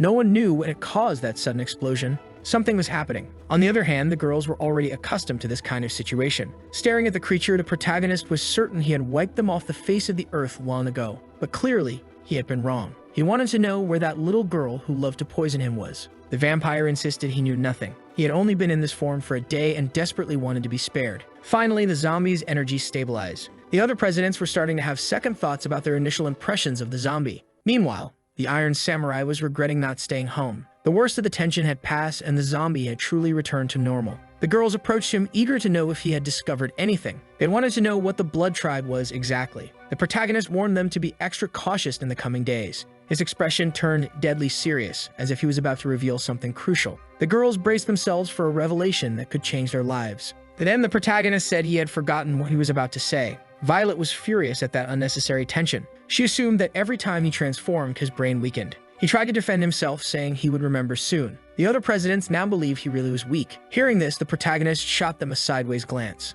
which almost made them ruin their underwear. Meanwhile, in an abandoned city, the vampires were showing the Blood Queen their new home. Seeing that they basically lived on the streets, she was absolutely disgusted. Their living conditions were so pitiful that they even received alms without asking. The passersby couldn't understand why beggars were on these streets. After all, the government-managed cities were well maintained. One of the queen's subordinates saw the small amount of money and was overjoyed, which only infuriated her even more. She didn't understand why she had been revived, knowing they were in a completely vulnerable situation. The girl stated that the last millennium had been incredibly difficult to survive. Ever since the zombie turned her into a dried husk, all they could do was watch from afar. After that, he started exterminating vampires. They had to do whatever it took to survive. To stay away from the zombie, they had to pretend to be dead. And because of his existence, they had been hiding for the past 1,000 years. No matter where they were in the world, they hid from both humans and the zombie. They had been living this way for so long that her friend had turned into a complete idiot. The queen declared that reviving her had been pointless. Back then, she was already no match for him, so there was no chance she would be now.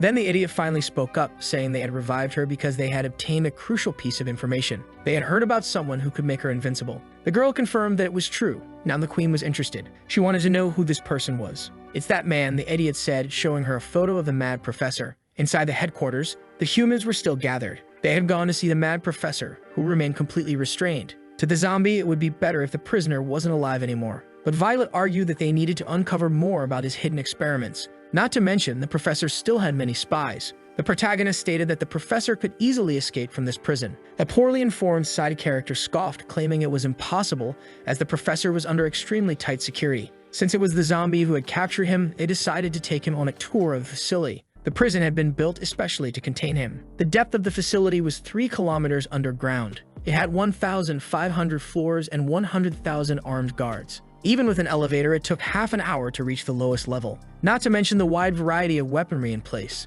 But that was just the beginning. There was a president assigned to every 100 floors, totaling 30. Additionally, there were 2 exclusive warden presidents overseeing the entire prison. With this level of security, an escape was unimaginable. To top it all off, there was a massive bomb installed in the facility. The professor was physically attached to the detonator. Even if he were freed, the explosion would completely erase him from existence. Even a god wouldn't survive such an explosion. It seemed like the protagonist was slightly impressed, but in reality, he found humans to be a bit too paranoid. He was almost embarrassed with them. They were way too ridiculous. In a dark alley near the prison, the Blood Queen was also watching the facility. She was shocked by the level of security. "Humans are such hateful creatures," she muttered. Meanwhile, a side character told the president that an inspector was heading to the protagonist's city. She should inform her boyfriend. She immediately denied that they were dating. She also didn't understand why she was being told this. The inspector was informed that the city was full of zombies, but the side character wasn't concerned. To him, the only thing that mattered was absolute strength. After hearing that, the president made a peculiar expression.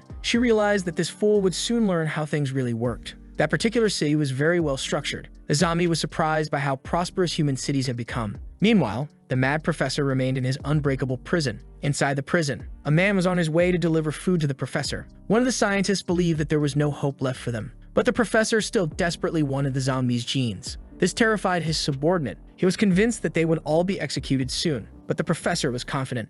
As long as the humans didn't have access to his research, they wouldn't get rid of him. He had already ordered his spies to store all the important data somewhere, even he didn't know where. He was determined to make these fools regret leaving him alive. The zombie was too strong for them to extract a genetic sample. It was probably impossible to create anything stronger than him. But to the professor, that didn't matter. He only needed to find a test of subject that was already powerful. That would make his work much easier. However, there was one problem. This was a maximum security prison. The scientists had no idea how they would escape. The professor fell silent because he already knew what was happening. The food delivery robot was approaching them. It was small, moving very slowly. It was so cautious that it almost seemed suspicious. Even the robot itself seemed hesitant. Watching this scene, the mad scientist was completely confused. But the professor casually swallowed a bite of food. A tiny probe had been hidden in one of his teeth, and he continued acting like nothing had happened. He was secretly communicating with the spy, wanting to know where the Zombie King's body was. He learned that it was being stored in a laboratory on the 200th floor of the prison, guarded by 2 wardens.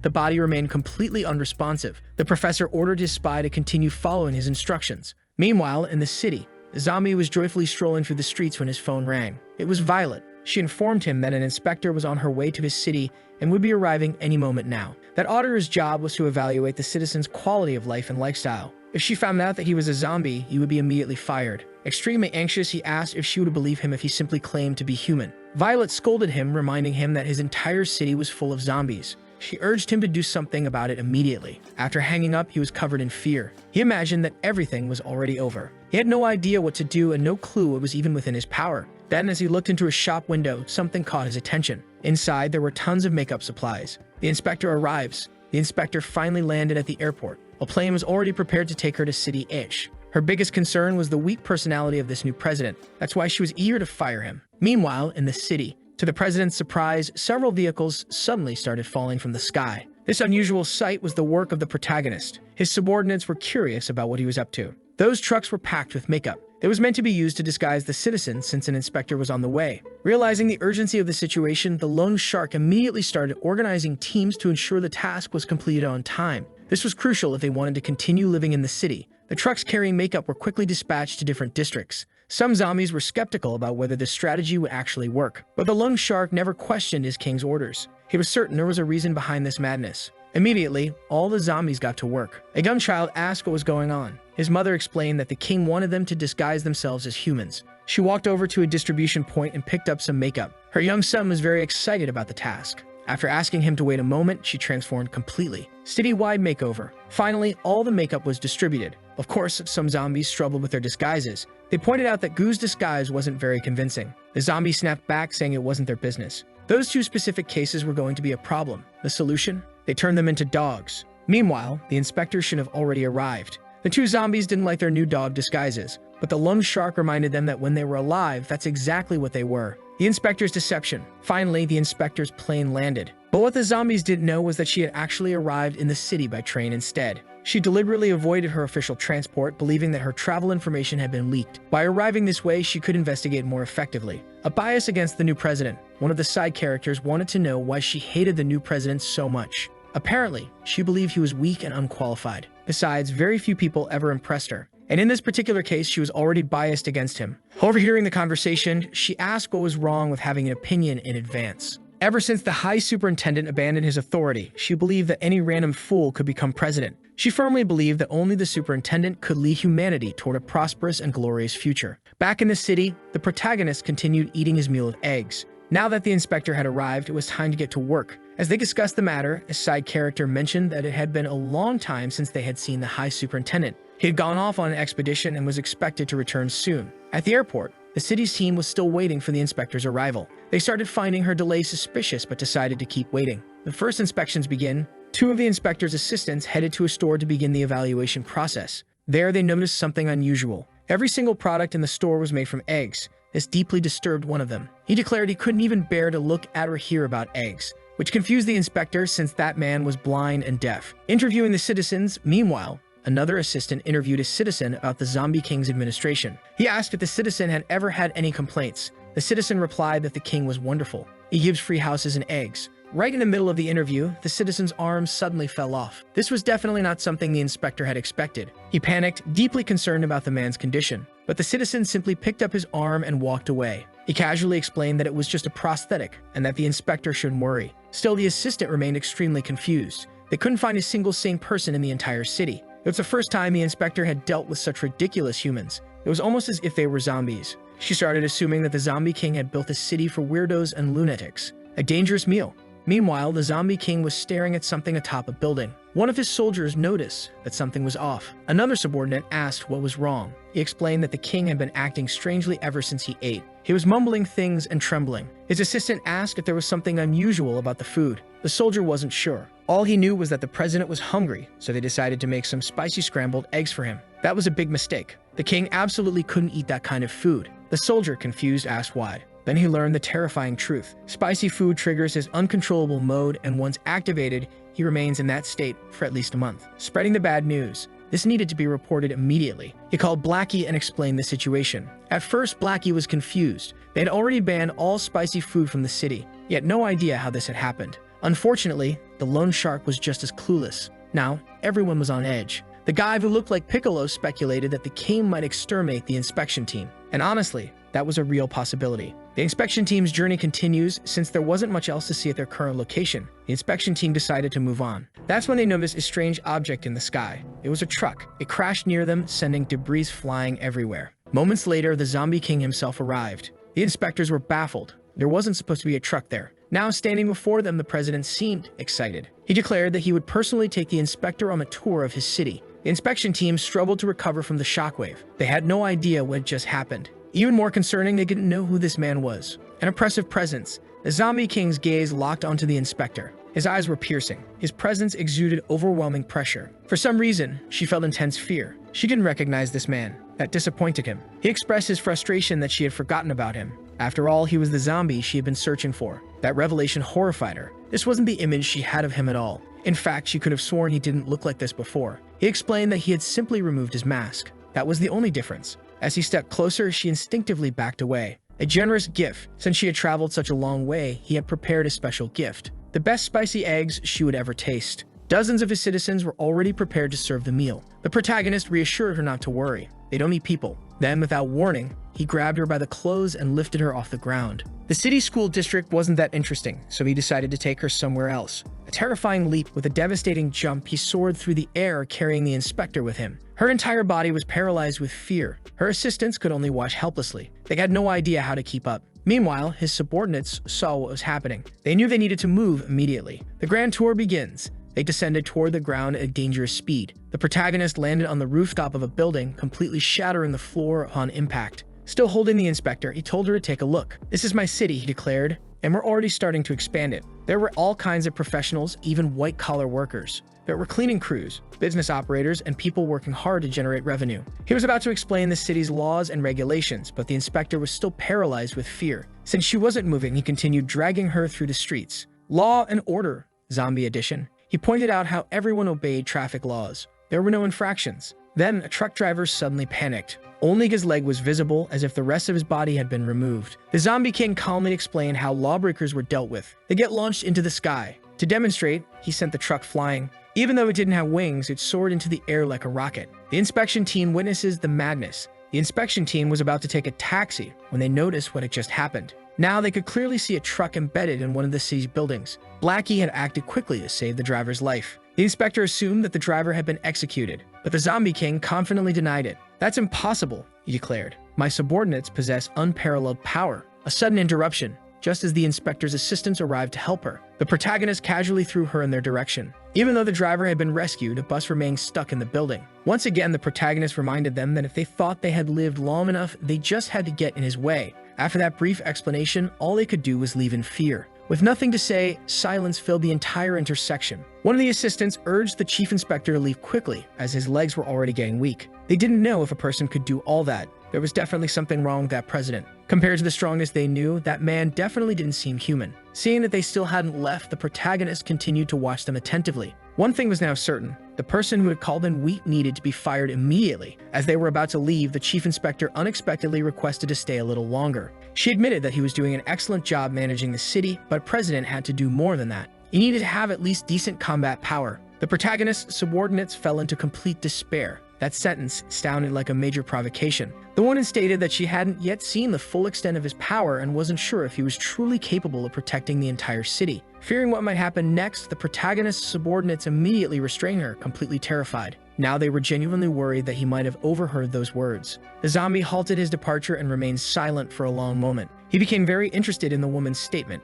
Apparently, she truly wanted to see everything he was capable of. His subordinates could only hope he would change his mind and not take it seriously. Agreeing to her request, everyone was escorted to a beach. The zombie with a sack on his head had a terrible feeling about what was about to happen. They all stood there, watching what the protagonist would do. The inspector had no idea why they had been brought to that location. It was easy to notice that the shadow of the protagonist's figure was overwhelmingly intimidating. Knowing his boss well, the zombie with a sack on his head felt the need to give the inspector a final word of advice. Everything, absolutely everything that happens from here on out is your fault. We have nothing to do with this anymore. Terrified by the warning, she exchanged glances briefly with the zombie. By then, he had already started to unleash his power. One of the men grew nervous as the rocks in the area began to float. The protagonist was emanating even greater power. His body was gradually transforming once again. Once more, he took on the form of a generic protagonist. Even though they had spent the entire day with zombies, it was the sight of a human face that truly terrified them. They couldn't understand what had happened to the protagonist. Until now, the ocean waves had been moving naturally.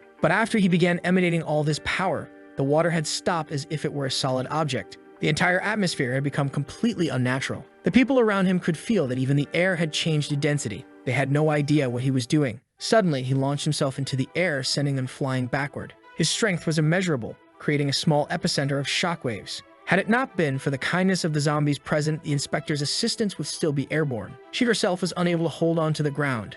Looking ahead, she realized that the president had disappeared. They still had no idea what was happening or where he could have gone. Gently, a zombie handed her a telescope so she could see what was going on. Equipped with incredible lenses, the small telescope had a magnification capacity that should be impossible for its size. Now she was staring directly at the rings of Saturn. There was no doubt that this celestial body was unimaginably far from Earth. On the planet's surface, President Zombie walked calmly. Realizing the impossible, the inspector began to panic. Against all odds, that man had practically teleported to Saturn. Such was his speed. A distance thousands of times greater than Earth's circumference, a feat still impossible even with the most advanced technology. For them, this was the absolute limit. Even if he were human, what he had done was beyond human capabilities. Determined to demonstrate a little more of his power, the protagonist extended his hand. Slowly, he began to close his hand as if preparing his fists to unleash a strike, assuming an offensive and well-prepared stance. Once ready, he began to move his entire arm, unleashing an unbelievably powerful blow. Even from Earth, they could feel that it had surpassed the threshold of danger. Panicked, the lone shark ordered everyone to take cover immediately. The wind generated by that simple movement proved to be monumental, creating a small cataclysm in the middle of the ocean. Giant waves, worthy of an apocalyptic setting, began advancing toward the continent. On the beach where everyone stood, the humans could do nothing but panic and soil themselves. Back at headquarters, a violent earthquake began to shake the building. A loud alarm blared throughout the city. The level 12 tsunami had been detected. Violet, after hearing that, was completely in disbelief. It was truly terrifying. That massive water movement was more than enough to wipe out the entire human race. Dawn could do nothing but scream in terror. The truth was that even if they wanted to do something, they would never be capable. The city's defense system was activated at its initial level. Massive walls began to rise in an attempt to contain the advancing water. Meanwhile, in the middle of the ocean, there was something resembling a clearing. The water had been forced away from the area. At the epicenter of the impact stood the protagonist, wanting to know if that demonstration of power was sufficient proof of his strength. From outside Earth's atmosphere, it was possible to see the full magnitude of it.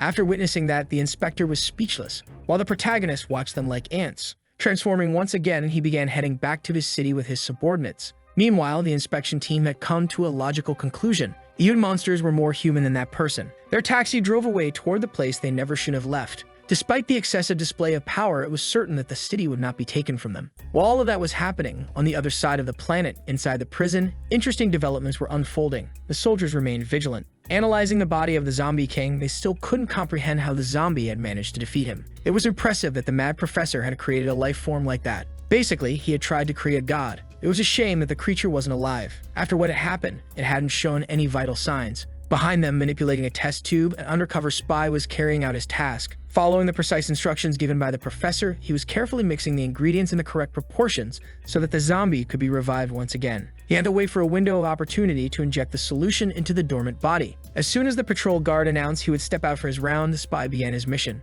managing to strike the creature's neck with the injection. It didn't take long before he was immediately seized by the floor's head officer. Desperate, the officer demanded to know if the spy had any idea what he had just done. The creature's eyes glowed with evil once more. Suddenly, explosions began to erupt throughout the prison. The president, who had previously underestimated the zombie, was now completely terrified. Throughout the prison, alarms blared loudly. Smoke billowed across the corridors from the rubble and destruction. The zombie king was awake once again, as if he had returned from a long nightmare. He received orders from the professor to get them out of there. The professor promised to make him even stronger than that other monster. In the air, an aircraft was approaching the prison. Inside, someone was furiously kicking the hatch, keeping them locked in. With one final kick, the door was sent flying outside, putting all passengers in danger. The plane had been hijacked, and the hijackers ordered everyone to remain still. As long as they cooperated, no one would get hurt. Given the situation, the crew members decided to comply. The Blood Queen was now dressed properly. Air access was the only way in. Her subordinate reminded her about the bomb attached to the professor's body. She knew that, but there were no other options. She believed it was nothing more than a human trick. If she couldn't handle it herself, she wouldn't be worthy of being called a queen. As soon as they flew over the target location, they jumped from the aircraft toward the prison. The queen's orders were clear. They must be even more brutal than the humans. Inside the prison, several presidents were alerted to the invasion. It all seemed like a grand conspiracy to trigger a mass breakout. Everyone needed to be on high alert. The vampires had already entered the facility, encountering heavy resistance from the soldiers. One of the humans told everyone to stay calm since there were still 30 presidents inside the facility. In the lower levels, they realized that prison break might be underway. The Blood Queen didn't seem impressed by anything happening around her. She was in the upper levels, and between her and the professor, all of the presidents were stationed to secure the facility. Down in the lowest level, where the true prisoner was held, one of the presidents had already received his fair share of beatings. The zombie king had done it with ease. He hated the professor, and his true intention was to leave him there to rot. Giving a subtle smirk, the professor seemed like he had expected this reaction. His bespectacled lackey began to panic. The professor said that this was his creation. It wasn't just some zombie capable of defeating him. It was better not to try anything foolish in his presence. Provoked by those words, the creature started to become hostile. But before it could act, the professor calmly reassured it. As long as he was helped to achieve his dreams, he had no interest in staying alive. The zombie king acknowledged that humans were terrifying and admitted that he was interested in becoming even stronger. With that, the professor assured him that he never went back on his words. Outside the prison walls, they could hear the tremors and explosions. The presidents were struggling to hold back the invaders. They had no idea who these people were, nor did they care. The Blood Queen had no intention of explaining herself to mere extras. With unshakable confidence, she advanced toward them. She gave them two choices. Either they hand over the professor, or they find out just how strong she really was. Determined to fulfill their duty, the first president decided to attack. Despite the hostility, the queen still didn't move. These presidents were resolute. They wouldn't let her do as she pleased inside the prison. But the fight was over faster than expected. Pieces of cyborgs were scattered across the floor. It had all happened so fast that no one even saw what occurred. The soldiers, being just normal humans, were terrified. Still, they opened fire. The queen knew that their human weaponry posed zero threat to her. The assault rifles began to sing their song of violence. But the bullets hit her skin and fell to the ground. They couldn't even tear her clothes. She was completely unfazed. Not even a single blink was necessary. One of the vampires stretched out her hand, mocking human technology. More explosions erupted inside the prison. Meanwhile, on the lower levels, the professor's rescue mission continued. The mad scientist was shocked that the bomb hadn't been triggered. That's when the mad professor revealed that they had a 2-second window after the power ran out. Now they could continue their escape. The scientist was worried about making that creature even stronger, but the professor had 2 more bodies even more powerful than that. Finally, they managed to free the professor from his prison chamber. The initial sight left the zombie king intrigued. The humans there already seemed defeated, and judging by their condition, the enemy was really strong. Something else was happening here. A mysterious figure stood among the bodies. The Blood Queen finally revealed herself. She had come to meet the professor. She told him that anyone unable to even touch the zombie in his second form was unworthy as an experiment. The scientist panicked, wondering how she knew about that. Meanwhile, the zombie king wondered who this woman was. Since they shared a common enemy, she suggested using her body for their cause. Demonstrating all of her scientific and technical expertise, she waited for the professor's response. Feeling challenged, the zombie king wanted to know if this barely dressed woman thought she was stronger than him. She confirmed it and even added that it wasn't just by a small margin. If she wanted, she could prove it right there. Immediately, the two clashed. The queen came out on top. Her blow landed, a completely unexpected result for those who didn't know her. She demonstrated overwhelming power. If the zombie had wings, he would have flown away, because now he looked like a projectile, smashing through everything in his path. Having already been beaten by the protagonist, he could tell from experience that her power was on par with his. But he refused to let the fight end that way. Looking at the nuclear reactor of the prison, he suddenly had a brilliant idea. An idea worthy of a true genius. If he couldn't win, then everyone would turn to dust with him. Striking the reactor with all his might, the mad scientist took the opportunity to say that this guy was never trustworthy. A chain reaction started, and it was only a matter of time before everything blew up. With a simple gesture of her hand, the queen looked at the reactor. Then she lowered her hand, fingers outstretched.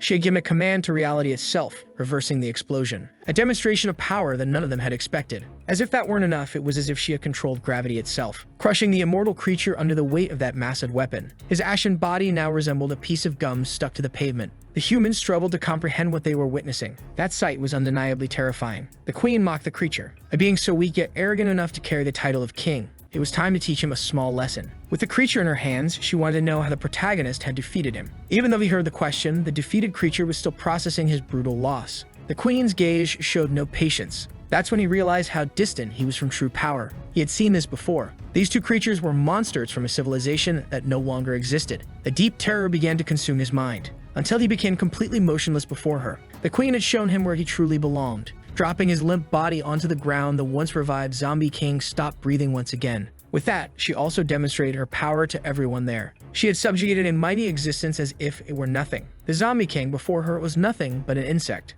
The presidents who had been defeated by that creature were now certain that this woman was in a league of her own. Even the mad scientist struggled to believe what he had just witnessed. Finally, she turned her attention to the professor. She wanted to know if he was good enough to be her experiment. She was waiting for a positive response, but the professor was too stunned to answer immediately. After what he had just seen, she was more than enough. At the top of City A's town hall, the misbehaving zombie was still being punished. Violet had arrived to speak with the protagonist. She had an urgent matter. She was warned that this wasn't a good time, but since it was an emergency, she couldn't delay. His subordinate tried to warn her that it was dangerous. Paying attention to those words, Violet said she had no idea what he was talking about. She entered the president's office saying she had terrible news. The protagonist greeted her casually, revealing that he was in his second form. Now she understood the danger she was in, but she found it strange that the protagonist was speaking so calmly despite being in that state. He said he liked to change things up sometimes and wanted to know what had brought her there. Without hesitation, she reported that the professor had escaped from prison. He already knew that, because humans would never be able to contain that red-headed woman. It had happened about 10 minutes ago, and Violet couldn't understand how he already knew. The queen had used her bloodline power, and he had felt the energy. The term bloodline made Violet stop and think. She needed to take that information back to her superiors. Since she was already there, the protagonist asked her not to rush off. It had been a while since he had interacted peacefully with a human. Out of all possible things, that was not the request she expected. Shaking off his hand, she said she already knew what had happened to the inspector, stating that she didn't have time to play tour guide with him. They were in the middle of a crisis and she was needed elsewhere. That's when the protagonist asked if she wanted to know how he used his bloodline power. That question piqued her interest. She never imagined he possessed such an ability. Fixing his gaze on her threateningly, the protagonist simply smiled. Violet was left speechless. Faced with the opportunity to learn, she agreed to go on the date with him. Inside the hospital, chaos had taken over. They were trying to revive the defeated presidents. Despite their severe injuries, they were still breathing. The doctor noticed that the chief wanted to say something. Approaching him, he leaned in to listen. It was crucial to speak with the department head. Meanwhile, the villains were finally gathered in a safe location. It was deeply disappointing that the queen was now wearing more casual clothes. It was the first time the professor had analyzed such an astounding body. The vampire warned that the experiment better work as they were not patient. But the scientist insisted that the professor's research was the cornerstone of human progress. There had been a previous success achieved by the protagonist himself. Even if she was a vampire, the experiment would work. All they needed were the protagonist's genes. Knowing this, the vampires hoped they wouldn't be the ones tasked with collecting that genetic material. The professor assured them he wasn't stupid enough to send them to their doom. Even so, they were still uneasy about possibly being sent on a dangerous mission. They wanted to know how he planned to obtain the material and whether he expected it to be delivered as a gift. The queen also seemed interested in the matter. With a mocking grin, the scientist prepared to reveal something. They already had a sample of the genetic material. The vampires were stunned. They had no idea how he had obtained it. A human had collected the genes while undergoing several experiments to see if she had turned into a zombie. One of the professor's spies had managed to extract a sample. The vampires were impressed by human cunning. Having spies planted among enemies was an extremely useful strategy. It was time to begin. In City H, Violet had gone out to dinner with a protagonist. His power lived up to his name, but she was afraid that she might not return to her usual self, or worse, that there might be side effects. Faced with her doubts, he simply smiled. Violet expected him to continue explaining, but the protagonist had returned to his base form, which annoyed her. He wasn't supposed to change forms before finishing his explanation. That was irresponsible. Filled with frustration, she tried to force him to switch back to his second form. But the protagonist had no intention of doing so. Reminding her that he never forced her to go out with him, she came because she wanted to. Asking the waiter for some pepper, she learned that all of it had been confiscated from the city. After that meeting, 2 long months passed. It was the second time the woman had visited the man in the hospital. His final order had been for the message to be transmitted. After that, he lost consciousness. She did as instructed, using satellites to classify the message as a code red emergency. It was truly remarkable that a single woman had done all of that in the prison. The vampire had reversed a nuclear explosion. Moreover, she didn't seem to belong to this era. The woman already knew that, and all of this information had been passed on to the department head. In the underground of an abandoned city, several electronic devices were still active. It looked like a secret underground city with extremely advanced knowledge. One of the men seemed to have received a message. Approaching the department head, he reported that there was an ongoing emergency. Dressed in an incredibly cool suit of armor,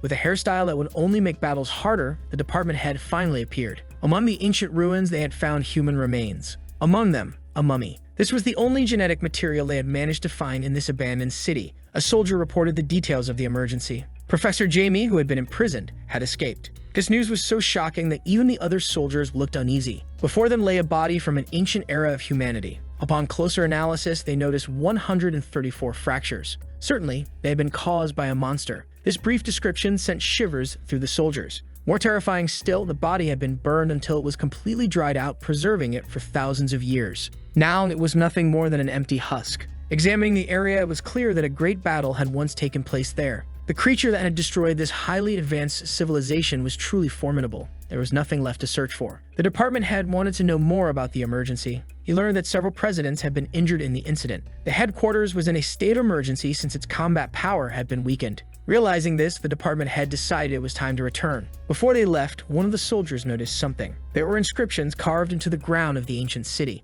This activated a long-dormant system. Metallic spheres began to float, and a hologram appeared before them. It was astonishing that this technology had survived for so long. The figure within the hologram remarked that it was the first time they had seen a human with such a powerful body. The soldiers urged the department head to be cautious. But to him, it was just a projection. Shrouded in mystery, the holographic figure studied the men. It claimed it could make the department head even stronger, as long as he swore to protect humanity. To him, that was only natural. His desire within those ruins was to better understand history, and to learn how an entire civilization had been annihilated. Behind the mysterious figure, a film began to play. The humans waited patiently to see what would be revealed to them. Unexpectedly, the figure that appeared behind them was none other than the protagonist. It was so bizarre that it almost felt like a bad joke. 1,000 years ago, Earth wasn't limited to just 2 large continents. There were 8 oceans, 7 continents, and multiple nations. Humanity had united to the point where they could produce incredible items. They had reached a level of knowledge that allowed them to construct space stations. Their technology had advanced beyond imagination, allowing them to create incredible weapons.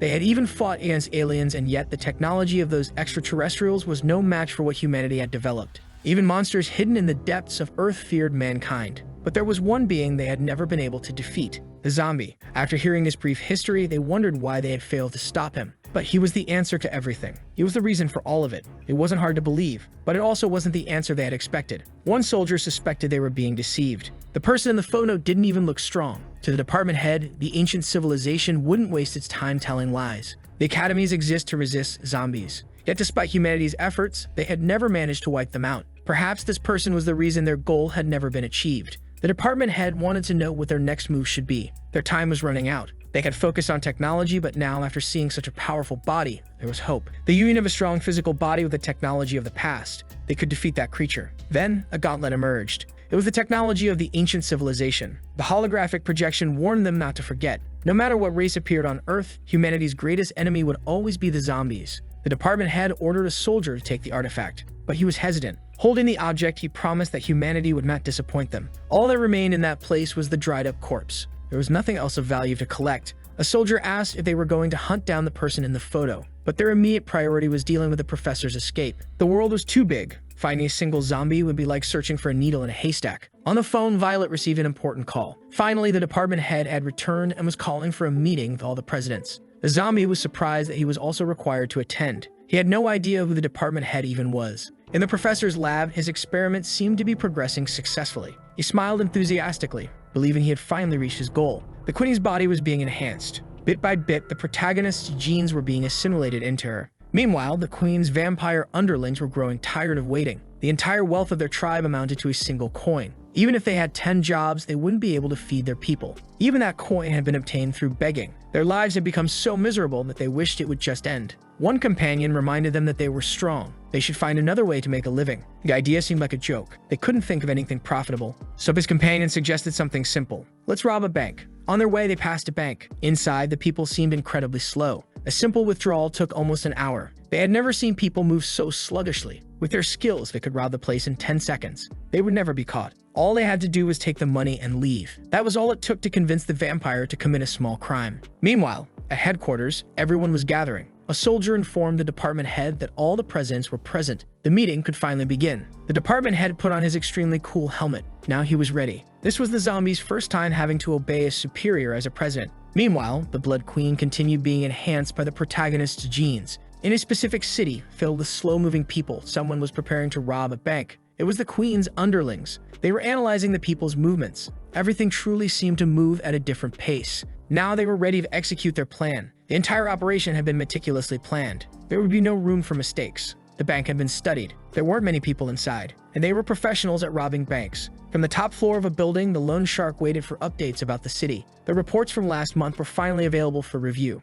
At last, the robbers had put their elaborate plan into action. They entered the bank heavily armed without realizing it was the Bank of City Et, the Bank of the Zombies. According to the soldiers' calculations, the economic assets of the city exceeded 430 billion. The loan shark ordered a recalculation. They couldn't afford to make any mistakes since they were subordinates of the strongest being. The soldiers, enthusiastic and determined, agreed without hesitation. Meanwhile, on the first floor, the vampires announced the robbery. It didn't take long for them to gain access to the money. The amount was truly staggering. The loan shark noticed suspicious activity in the city. The vampires were already escaping, celebrating that they would never have to live in poverty again. Then an important alert arrived. Blackie was informed that they had just been robbed. That couldn't be real. It was unacceptable that something like this had happened in this city. Faced with so much money, the vampire leader couldn't hide his happiness. For a brief moment, he felt a threatening presence calling his name. It was familiar. He had felt this before in his life. Then he realized who was furious with him. He couldn't believe his underling hadn't checked who owned that bank. Unfortunately, his subordinate could never have known, because he couldn't read.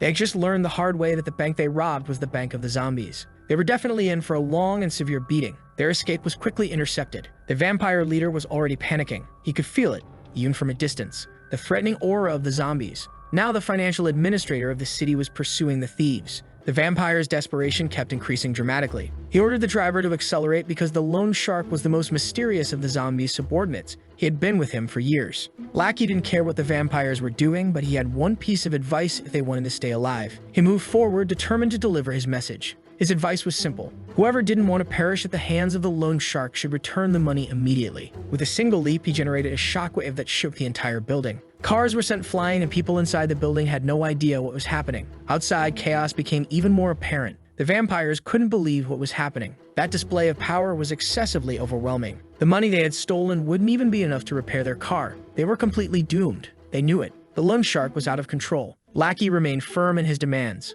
The vampire leader ordered them to split up and warn the queen about what they had done. He decided to stay behind, saying he would hold off the pursuer. He was curious to see if he could match his strength, but Blackie reminded him none of them were authorized to flee, and they were definitely not on equal footing in this fight. The lone shark began to use his fists to collect the debt. Seeing the brutal scene, the other vampires started to panic. Their leader was already completely out of combat. At the headquarters city, the presidents remained gathered. They were waiting for the department head to arrive. When he finally appeared, he was immediately saluted by everyone. He was aware of the professor's escape, but had an even more important matter to discuss with them. He revealed the artifact recovered from the ancient ruins. They were intrigued by the golden gauntlet. It was a piece of technology from ancient times. All the presidents were stunned by the discovery. The department head said he had found it in the deepest part of the canyon. One of the supporting officers believed this could change the battle against the professor, until the department head stated that it would be used against an even greater evil. According to the message left by the ancient civilization, there was a far greater threat on Earth, the one responsible for the destruction of that civilization.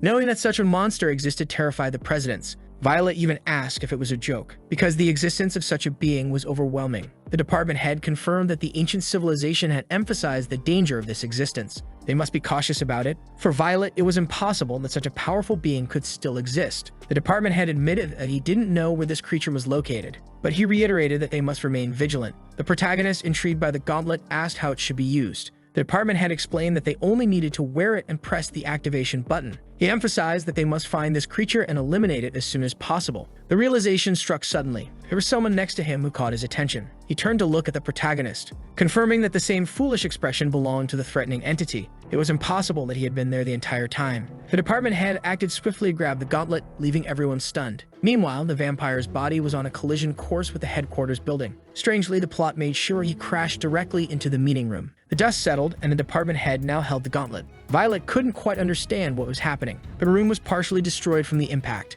and the vampire was lying in a corner, visibly defeated. Blackie arrived just after the vampire. He was determined to punish him for what he had done in his city. The vampire whimpered, wishing to be saved by his queen. Nobody knew who these people were, and they had never seen that vampire before. But Violet quickly realized that he was one of the protagonist's subordinates. The zombie, also intrigued, asked what the lone shark was doing there. One of the soldiers detected something with his systems. Blackie continued observing from outside. He was now completely surrounded by the most powerful presidents. One of the side characters was determined to show this zombie that he did not belong here. Furious, Blackie declared that this wasn't their concern, and began demonstrating, gently, the gap between their power levels. The presidents were being punched as if they were children. Even that small group was no match for a single subordinate of the protagonist. They were easily and efficiently subdued. The side character had now fully accepted his role in the story. He always belonged to the group that gets beaten up. The women noticed that Blackie was much stronger than the chainsaw zombie. The side character was strategically placed next to the vampire, since both were always getting beaten up. Blackie had lost patience.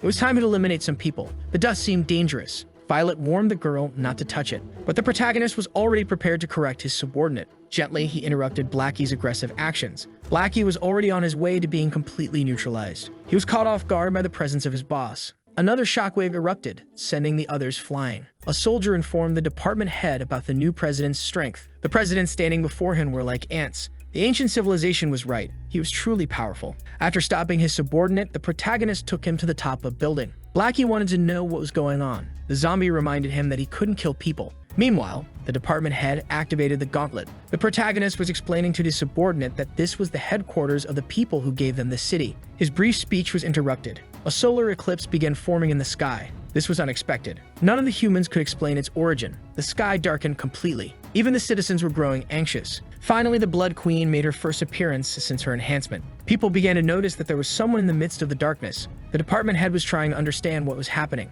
The presidents who had guarded the prison knew exactly who she was. With a malicious smile, the queen declared that she was now completely invincible. The other vampires arrived to rescue their comrade, who was still motionless on the ground after his brutal beating. Seeing his fragile state, the queen ordered her subordinates to retrieve him. But they were easily stopped by the department head's power. They couldn't do anything against that human, and the queen quickly noticed. But she didn't seem to care. Knowing the situation would escalate, the department head ordered the city's evacuation. The queen smirked and told the human to mind his own business. This wasn't his concern. With the gauntlet in hand, the department head managed to strike her. She felt pain and immediately became enraged. She returned the attack with equal intensity. The other women realized that the queen was on another level of strength. Blackie informed the protagonist that the humans had started fighting. However, the zombies said that this wasn't their problem. The battle continued, and the eclipse was already disappearing. The gauntlet on the department head's arm began to change its composition. Confident, he declared he would eliminate the queen before dealing with the zombie. "That's quite bold of you," the woman said as the protagonist's friends started wondering which zombie he was referring to.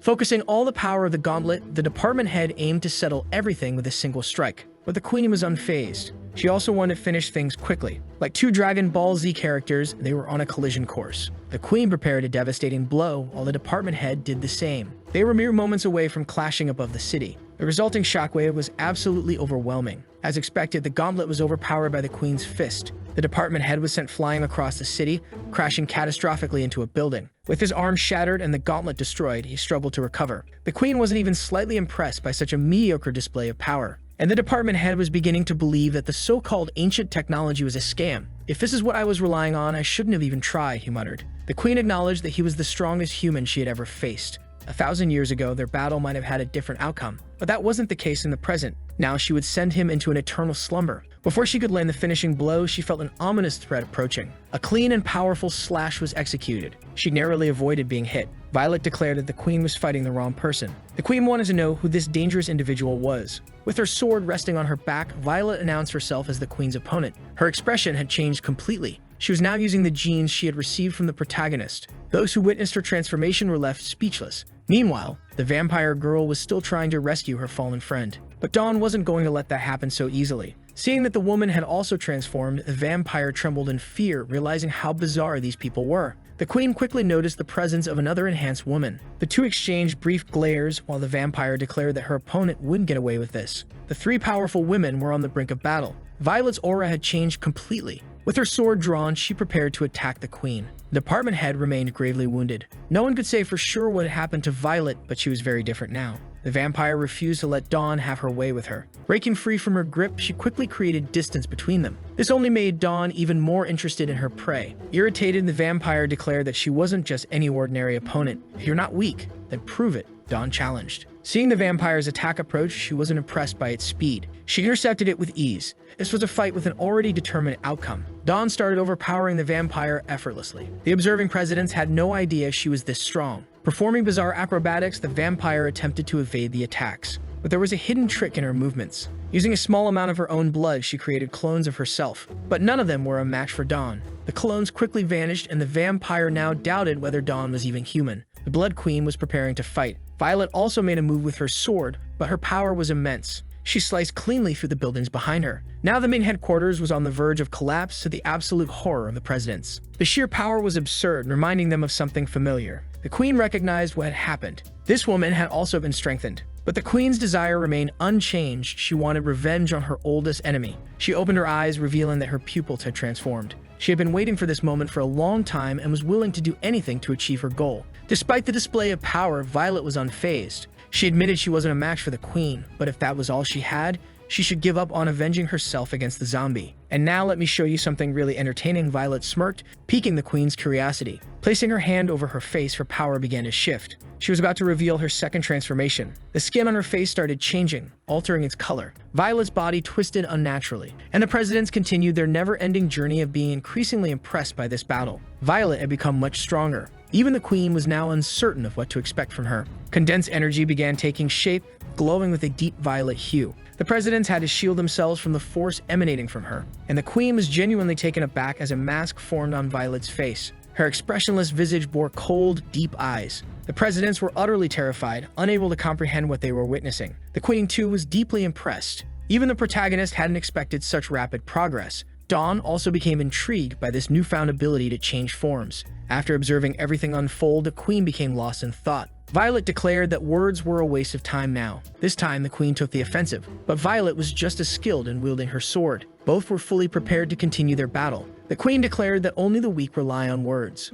Violet coated her blade in a crimson liquid. The enhancement immediately fortified her sword, increasing its resistance and power. She struck the queen with an overwhelming blow. The sheer level of power was so shocking that it began to terrify the onlookers. Violet had managed to slice her opponent down to a cellular level, leaving behind only minuscule fragments of what was once a person. As fear gripped the humans, desperation consumed the vampires at the thought that their queen had been defeated. Violet calmly sheathed her sword, assuming the battle was over. The sensors confirmed that every cell in the queen's body had somehow been severed. This had to be a joke. Such a feat should be impossible. The blue-haired woman didn't doubt what had happened. The department head remained frozen, speechless. Violet knew the queen was still alive, plotting an unexpected counterattack. Slowly, her scattered cells began merging in the air, reforming her body. Violet stood waiting, allowing the queen to fully restore herself. Her reconstruction was happening at a molecular level. She emerged completely regenerated, but with one small difference. Her clothes had not been restored at all. The watching presidents could no longer tell if these beings were even human. Meanwhile, the protagonist noticed that Red was about to start fighting seriously. Interested in the battle, he suggested they move somewhere with a better view. Violet was already aware of her opponent's immortality. But the department head, who had been unaware, was now visibly shaken. He began to feel something shifting in the gauntlet. The protagonist warned everyone to leave the building as things were about to become much more dangerous. The queen was now fully clothed once again, and Violet remained ready to fight. The vampire raised her hand toward the sky, and a massive cataclysm began to form. Furious, she declared that the battle was far from over. Violet was pleased to hear this. She also wanted to keep fighting. The protagonist had found a safe spot to observe the battle. The blue-haired woman and another president arrived at his position. Meanwhile, Violet and the queen were spreading destruction throughout the city. Simple movements of the queen's blade had catastrophic results. With a series of strikes, she completely sliced through an entire building. It crumbled into the air as if it had been made of paper. Violet had avoided all of the attacks, and now she was closing in on her opponent. Their blades clashed with intense force. But this time, the human was caught off guard by a surprise attack. However, she wasn't about to allow herself to be defeated. She retaliated with a devastating strike against the queen. The watching presidents could feel their souls nearly leaving their bodies. Only one person was truly enjoying this battle: the protagonist, who continued to watch gleefully. Violet's slash extended for thousands of kilometers. The queen realized the sheer magnitude of that strike. She was far from pleased with how things were unfolding, but her determination never wavered for even a moment. The protagonist remained thoroughly entertained by this overwhelming display of power. The blue-haired woman couldn't comprehend how the queen was still alive. The department head struggled as the gauntlet refused to detach from his arm. Meanwhile, Violet remained fixated on her objective, defeating the threat before her. The queen had no intention of making her job easy. Even knowing that Violet had a second transformation, she did not believe the human could match her. This time, taking the offensive, she was determined to end everything. She'd executed a devastating palm strike capable of leveling an entire city. Her attack was overwhelming, and the bystanders knew that if they were caught in it, they'd be done for. Violet failed to defend herself against the strike. Her body absorbed the impact almost entirely. The queen waited for a reaction from her opponent. This left the humans deeply worried. Violet remained motionless after the attack. The department head continued to struggle with the gauntlet, which was now harming his arm. A voice announced that it would take control of his body. He had no idea who the voice belonged to, even as he felt himself losing control. Then he realized it was the same voice from the hologram he had encountered. Violet managed to briefly recover, agreeing with what the queen had said. The two women observed each other with cold gazes. Pulling the sword from her body, Violet acknowledged that she couldn't harm the queen. But that wasn't the only thing she had to say. The queen also couldn't harm her at all. The blue-haired woman realized what had happened and demanded that the protagonist give her the same power. But he refused, knowing that the consequences were often far too violent. While they were distracted, something massive occurred. Neither Violet nor the queen had been aware of what had just happened. Even the bystanders couldn't determine what had caused the strange sound. Outside the Earth's atmosphere, colossal limbs began to appear. Something had been revived. The sheer size of the being rivaled the planet itself. Its shadow stretched across entire regions of the globe. Panic immediately gripped the citizens, who had no idea what they were witnessing.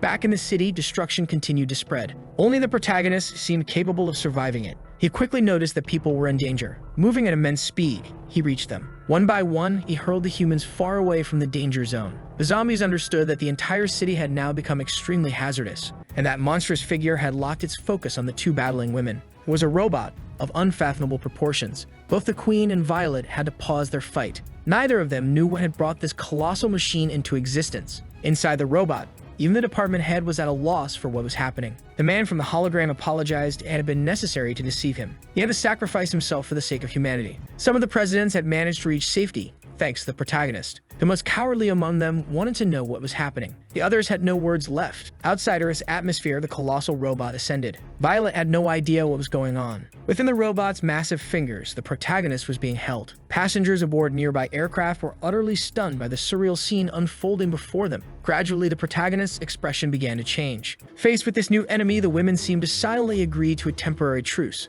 The robot assured them that this had nothing to do with them. It was controlled by a humanoid figure of regular size, yet strong enough to restrain the two women. Due to their proximity, Violet ended up being captured. The queen as well. The controller of the robot declared that they had been studying zombies for centuries. It was disappointing that the women had attacked using nothing more than stimulants. Throughout this dialogue, the protagonist remained in the robot's grasp. But now he had entered his first transformation. With much greater strength at his disposal, he began twisting his torso. The force of his rotation surged through the robot's fingers. The power traveled up his arm in an instant. The robot's controller had not anticipated such a rapid escalation. The protagonist was already advancing toward the core of the problem. At a terrifying speed, he closed the distance. But he was suddenly intercepted. The robot countered his approach. This ancient existence had waited an entire millennium. At last, the day had arrived. The women, who had proven themselves overwhelmingly strong, had been completely subdued. And the protagonist did not like being delayed one bit. The time for his rematch has come.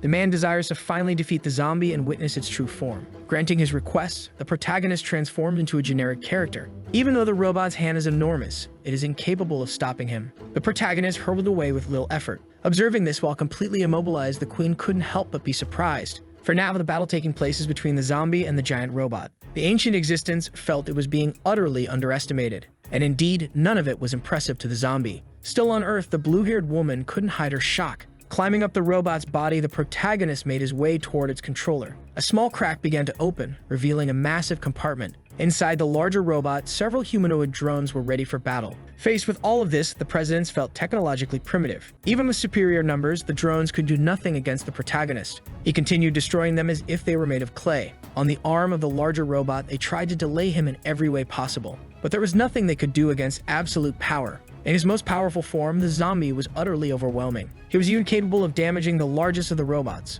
Recognizing his anniversary, the ancient existence realized that its enemy wasn't using his full power, summoning even more giant robots to Earth. The battle became increasingly absurd as time went on. The ancient consciousness revealed that it remembered its last night. It had been able to observe everything that had happened. That powerful form was not the zombie's final form. Imagining that he could become even stronger, human common sense could no longer contain their fear. The protagonist was struck by a blow from one of the robots. Those celestial bodies clashing were destroying Earth's cities. The force of that impact had planetary-scale consequences. The protagonist was thrown toward the moon, causing massive destruction. His body ricocheted several times across the lunar surface. Even so, none of it affected him or changed his expression. Trying to regain control of his body, the department chief disagreed with such destruction. But the ancient entity was determined to eliminate humanity's enemy at all costs. The robots continued their relentless pursuit of the zombie. The most astonishing thing was that even on Earth, the presidents seemed to know what was happening. It was possible to see that on the moon there was a massive robot resembling a human.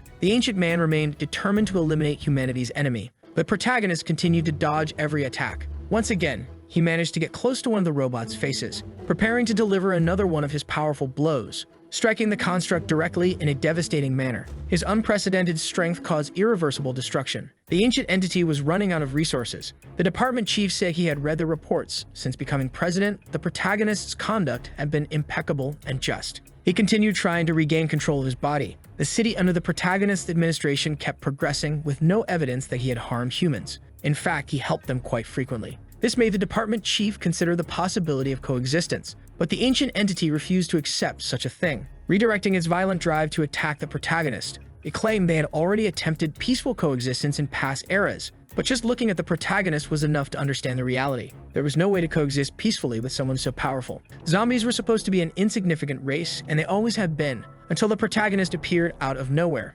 Since then, humanity's fate had depended on this person's mood. An entity like that could not continue to exist. He did not belong to humanity. And that was why he deserved to be destroyed immediately. Changing form, the robot was now preparing to unleash its most powerful attack, divine punishment. Several robots like it began appearing in the lunar atmosphere. Their swords pierced through the entire planet. Massive waves of electrical energy surged from the moon. Even so, none of it could stop the protagonist, who recognized the human had been striving for strength. But just because he was bigger or had greater numbers didn't mean he had attained it. This realization left the ancient entity terrified. All it took from the protagonist was a simple snap of his fingers. Immediately, the robots were destroyed until they turned to dust. Massive earthquakes were spreading across the lunar surface. The effects of this magnificent battle were already reaching Earth itself. Faced with the imminent danger, the presidents decided they had to help evacuate the citizens from the city. Finally, the protagonist had approached the main body. Landing an indefensible blow on its face, he directed his enemy toward Earth. It fell into the ocean like a meteor. Meanwhile, the protagonist decided to land on the continent.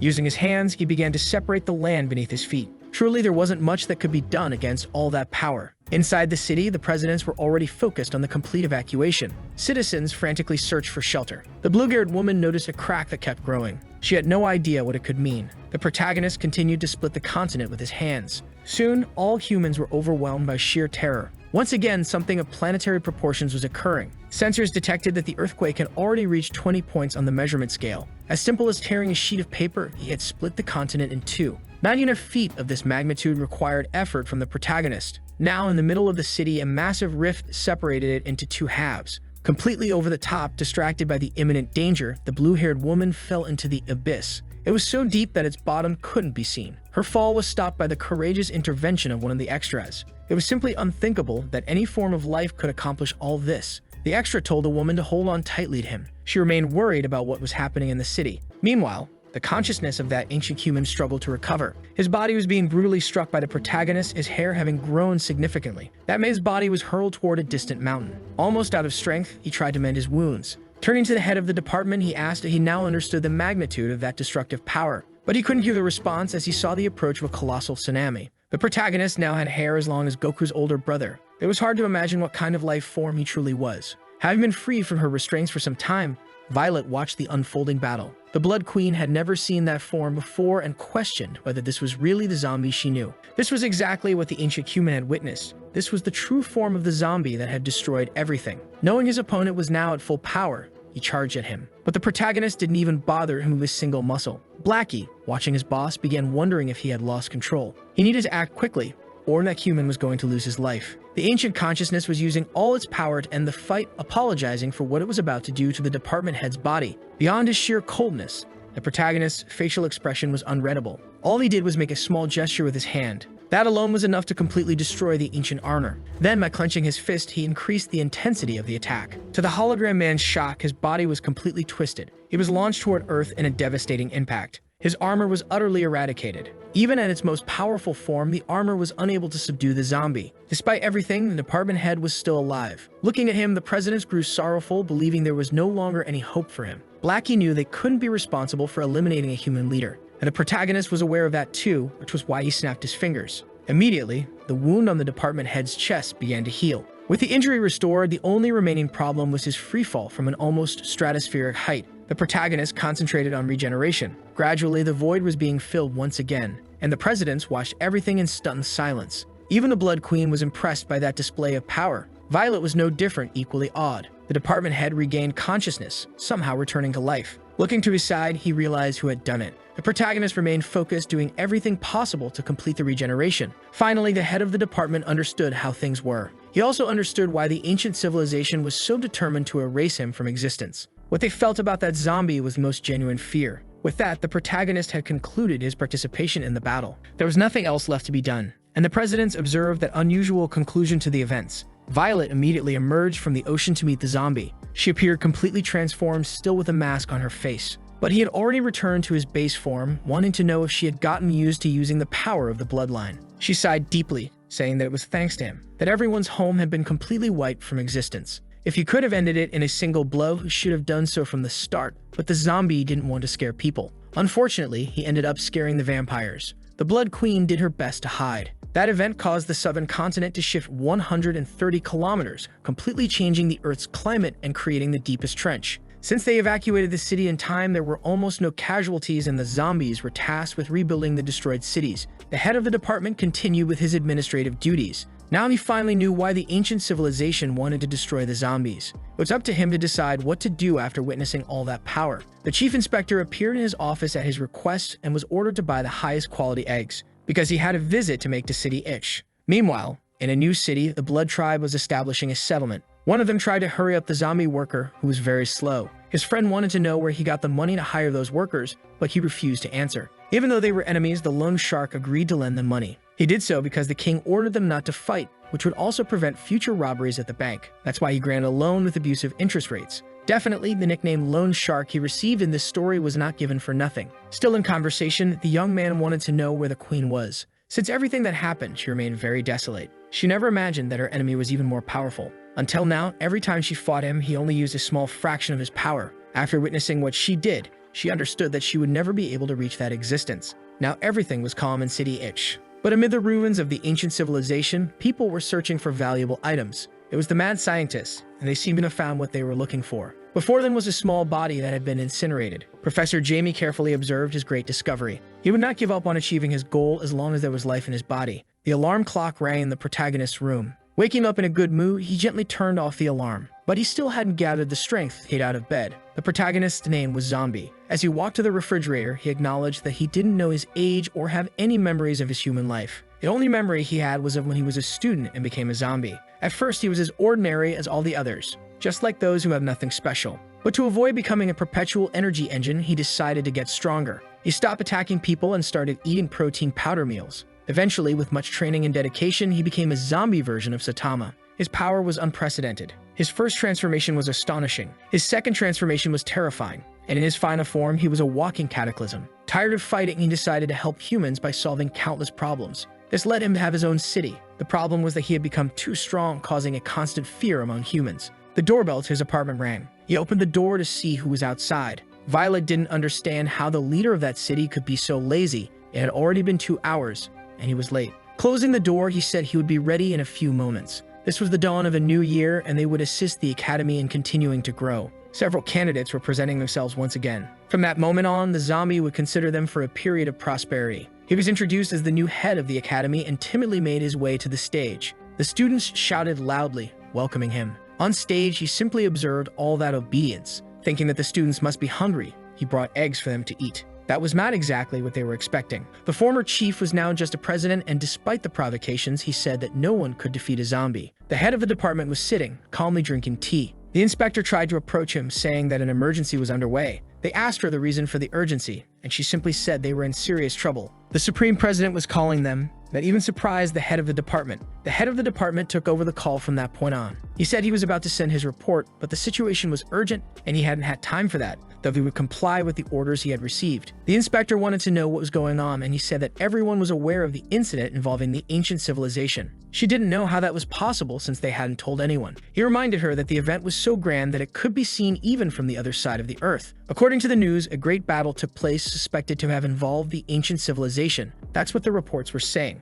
Moreover, the exchange meeting was about to happen. That reminded him that he wanted to know where the eggs he had ordered were. The inspector had them properly stored. He was preparing to go to City H. Since he had made the zombie the head of the academy, he figured there was no problem asking him to do that job. As soon as he rang the doorbell, he was surprised by Violet. Even more surprising was that she was dressed as a waitress. Seeing that peculiar outfit, he began making assumptions about her. The woman said it was all just a big misunderstanding. Soon, the blue-haired woman also revealed herself, greeting the head of the department. Shocked by such shamelessness, he considered reporting it to his superiors. That was far too bold, even for the two of them. The blue-haired woman was terrified at the possibility. Seeing that he was leaving, they said they were only doing it to celebrate the zombie's promotion. Both were dressed that way because they had lost a game. The head of the department found it hard to believe since those outfits were truly unusual. Since he didn't believe their words, he should enter and see for himself. Inside, the protagonist seemed to be playing a card game, and the Iron President was determined to beat him this time. It looked like he had drawn a card that would lead him to victory. The atmosphere inside the zombie's apartment was festive. Even so, the head of the department was overwhelmed with embarrassment. He saw several vegetables being tossed into the air that were then sliced into many small pieces. It was the iron figurine who had cut them. Making an elegant presentation as he arranged them on a plate. Full of joy, he was bringing the snacks to the guests. At that moment, he realized the head of the department was there. He tried to explain, saying that he was forced by the zombie to do all that. The head of the department didn't even know what to say to him. In truth, it was good that everyone was gathered because he had important news to share. Gathered there, the zombie discovered that the head of the department was not the leader of humanity. He confirmed the information, thanking the iron figurine for his service. There were several provinces in that region spanning thousands of kilometers. Seeing that he was about to remove his mask, everyone immediately focused on that revelation. The head of the department removed the lower part of it, stating that he was merely the leader of the province. Seeing the curiosity of his companions, he asked if something was wrong, but they looked away. Currently, the plan had only 2 continents, and because of that, only 2 countries as well, Country A and Country B. They resided in Country A. As a great scholar, he began recounting the early history of these 2 countries and the conflicts between them. The zombie wanted to know more about the exchange meeting. It was a friendly celebration involving sports, as if it were a great global military exercise held every 4 years. Hearing this, the zombie thought it made no sense at all. The last competition had been about eradicating zombies. A single member of the neighboring country had managed to exterminate 8 million. Impressive numbers for the protagonist's base form, which was not so confident. Since he had been promoted to the position of chief, he should participate as well. The zombie realized that this girl truly believed he was human. The head of the department said that it was up to them to propose the event this year, and he would never put the zombies in danger. The protagonist wanted to know more about what federalism and monarchy meant. In another part of the country, important people were aboard a plane. Those girls had been categorically summoned there. That was the headquarters of Country B, and they had images of the battle that took place on the moon. The man asked them to analyze the images as they had been received from Country A. The girl handled the photo without showing any impression. She and her twin sister did not seem impressed by it. Even so, they continued examining the photo with great attention. They realized it was related to the technology of the ancient civilization. Their intelligence suspected that country A was in possession of that technology, which represented a strategic disadvantage for them. They would soon be receiving the president of the other country, and he asked his best subordinates to set aside their issues with their sister. He wanted them to investigate everything at the event in a very clear manner. The king had a particular opinion regarding their sister's participation in religion. If they executed their mission well, he would request a royal pardon for her. After hearing what the prime minister had to say, they agreed to follow orders. In a secret laboratory, they were preparing more of that solution capable of enhancing strength. The professor observed the experiments with great attention. Source number 1 had already received the serum. He was awaiting the results from sources 2 and 3. A technician reported that source number 3 was being prepared. Sitting in a chair was the body they had found in the streets. Referring to the professor, the technician stated that the body was already properly prepared. That was perfect, but the scientists doubted they could successfully revive a mummy that was 1,000 years old. However, in the field of biology, there was nothing the professor couldn't achieve. He ordered the process to begin immediately. The technician started operating the lever that activated the entire system. From the other side of the room, they heard a very intense scream.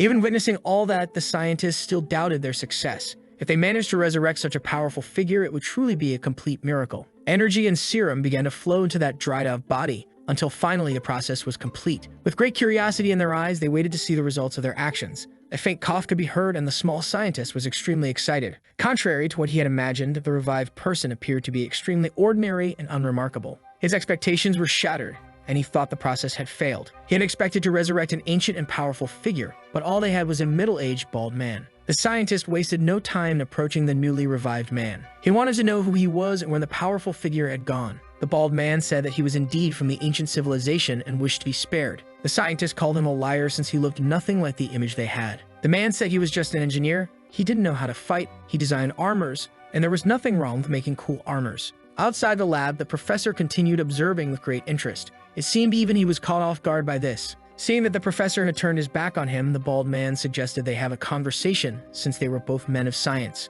That piqued the professor's interest a little. The two exchanged glances briefly, as if analyzing each other. Approaching him, the professor asked what he wanted. Even though their starting points were different, they could work together. But since he had already been defeated by the zombie, the professor wasn't interested. The man said they had already analyzed the zombie's genes. The professor's method was flawed. What was truly terrifying wasn't his strength, but his ability to become indefinitely stronger. Hearing that, the professor showed more interest. For all intents and purposes, those were the two most intelligent men on Earth. The professor was a master of biology and already had the zombie's genome. Meanwhile, that man had extensive knowledge of engineering and also knew how to use the zombie's genome. That was enough for them to create a new form of life. After presenting his proposal, he wanted to know what the professor thought about it. The professor took a moment to respond, but he had no reason to refuse that suggestion. That marked the beginning of a great and promising collaboration between the two. The head of the department's proposal was not well received. No one believed he would send the zombie as the president's bodyguard. After all, that charming figure with multiple personalities could be a danger. But the head of the department had no choice.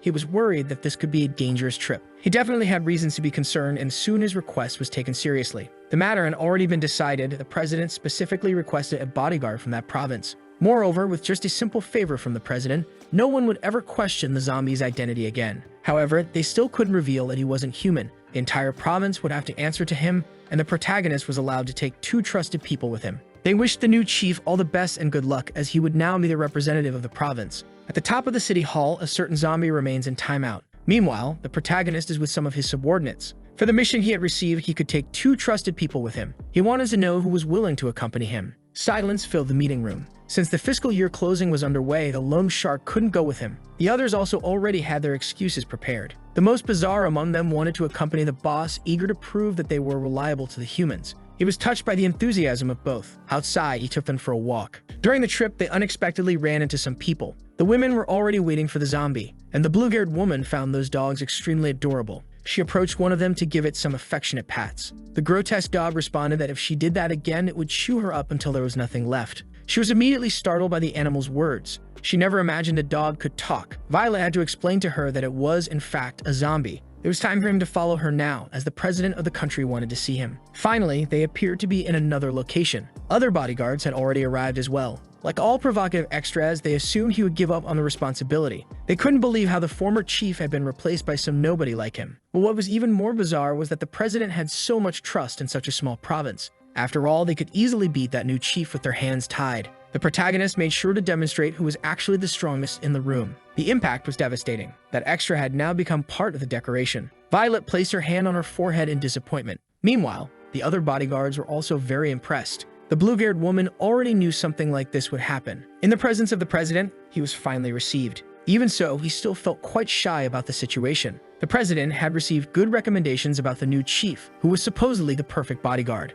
He asked what the bodyguard would do in case of danger. The protagonist confidently stated that, as far as he was concerned, nothing was truly dangerous. Faced with such exaggerated confidence, the president said he liked what he heard. Meanwhile, someone was exploring ruins located in Country B. A woman was sitting atop a ruined structure. Her appearance was mysterious, and she seemed to be in excellent health.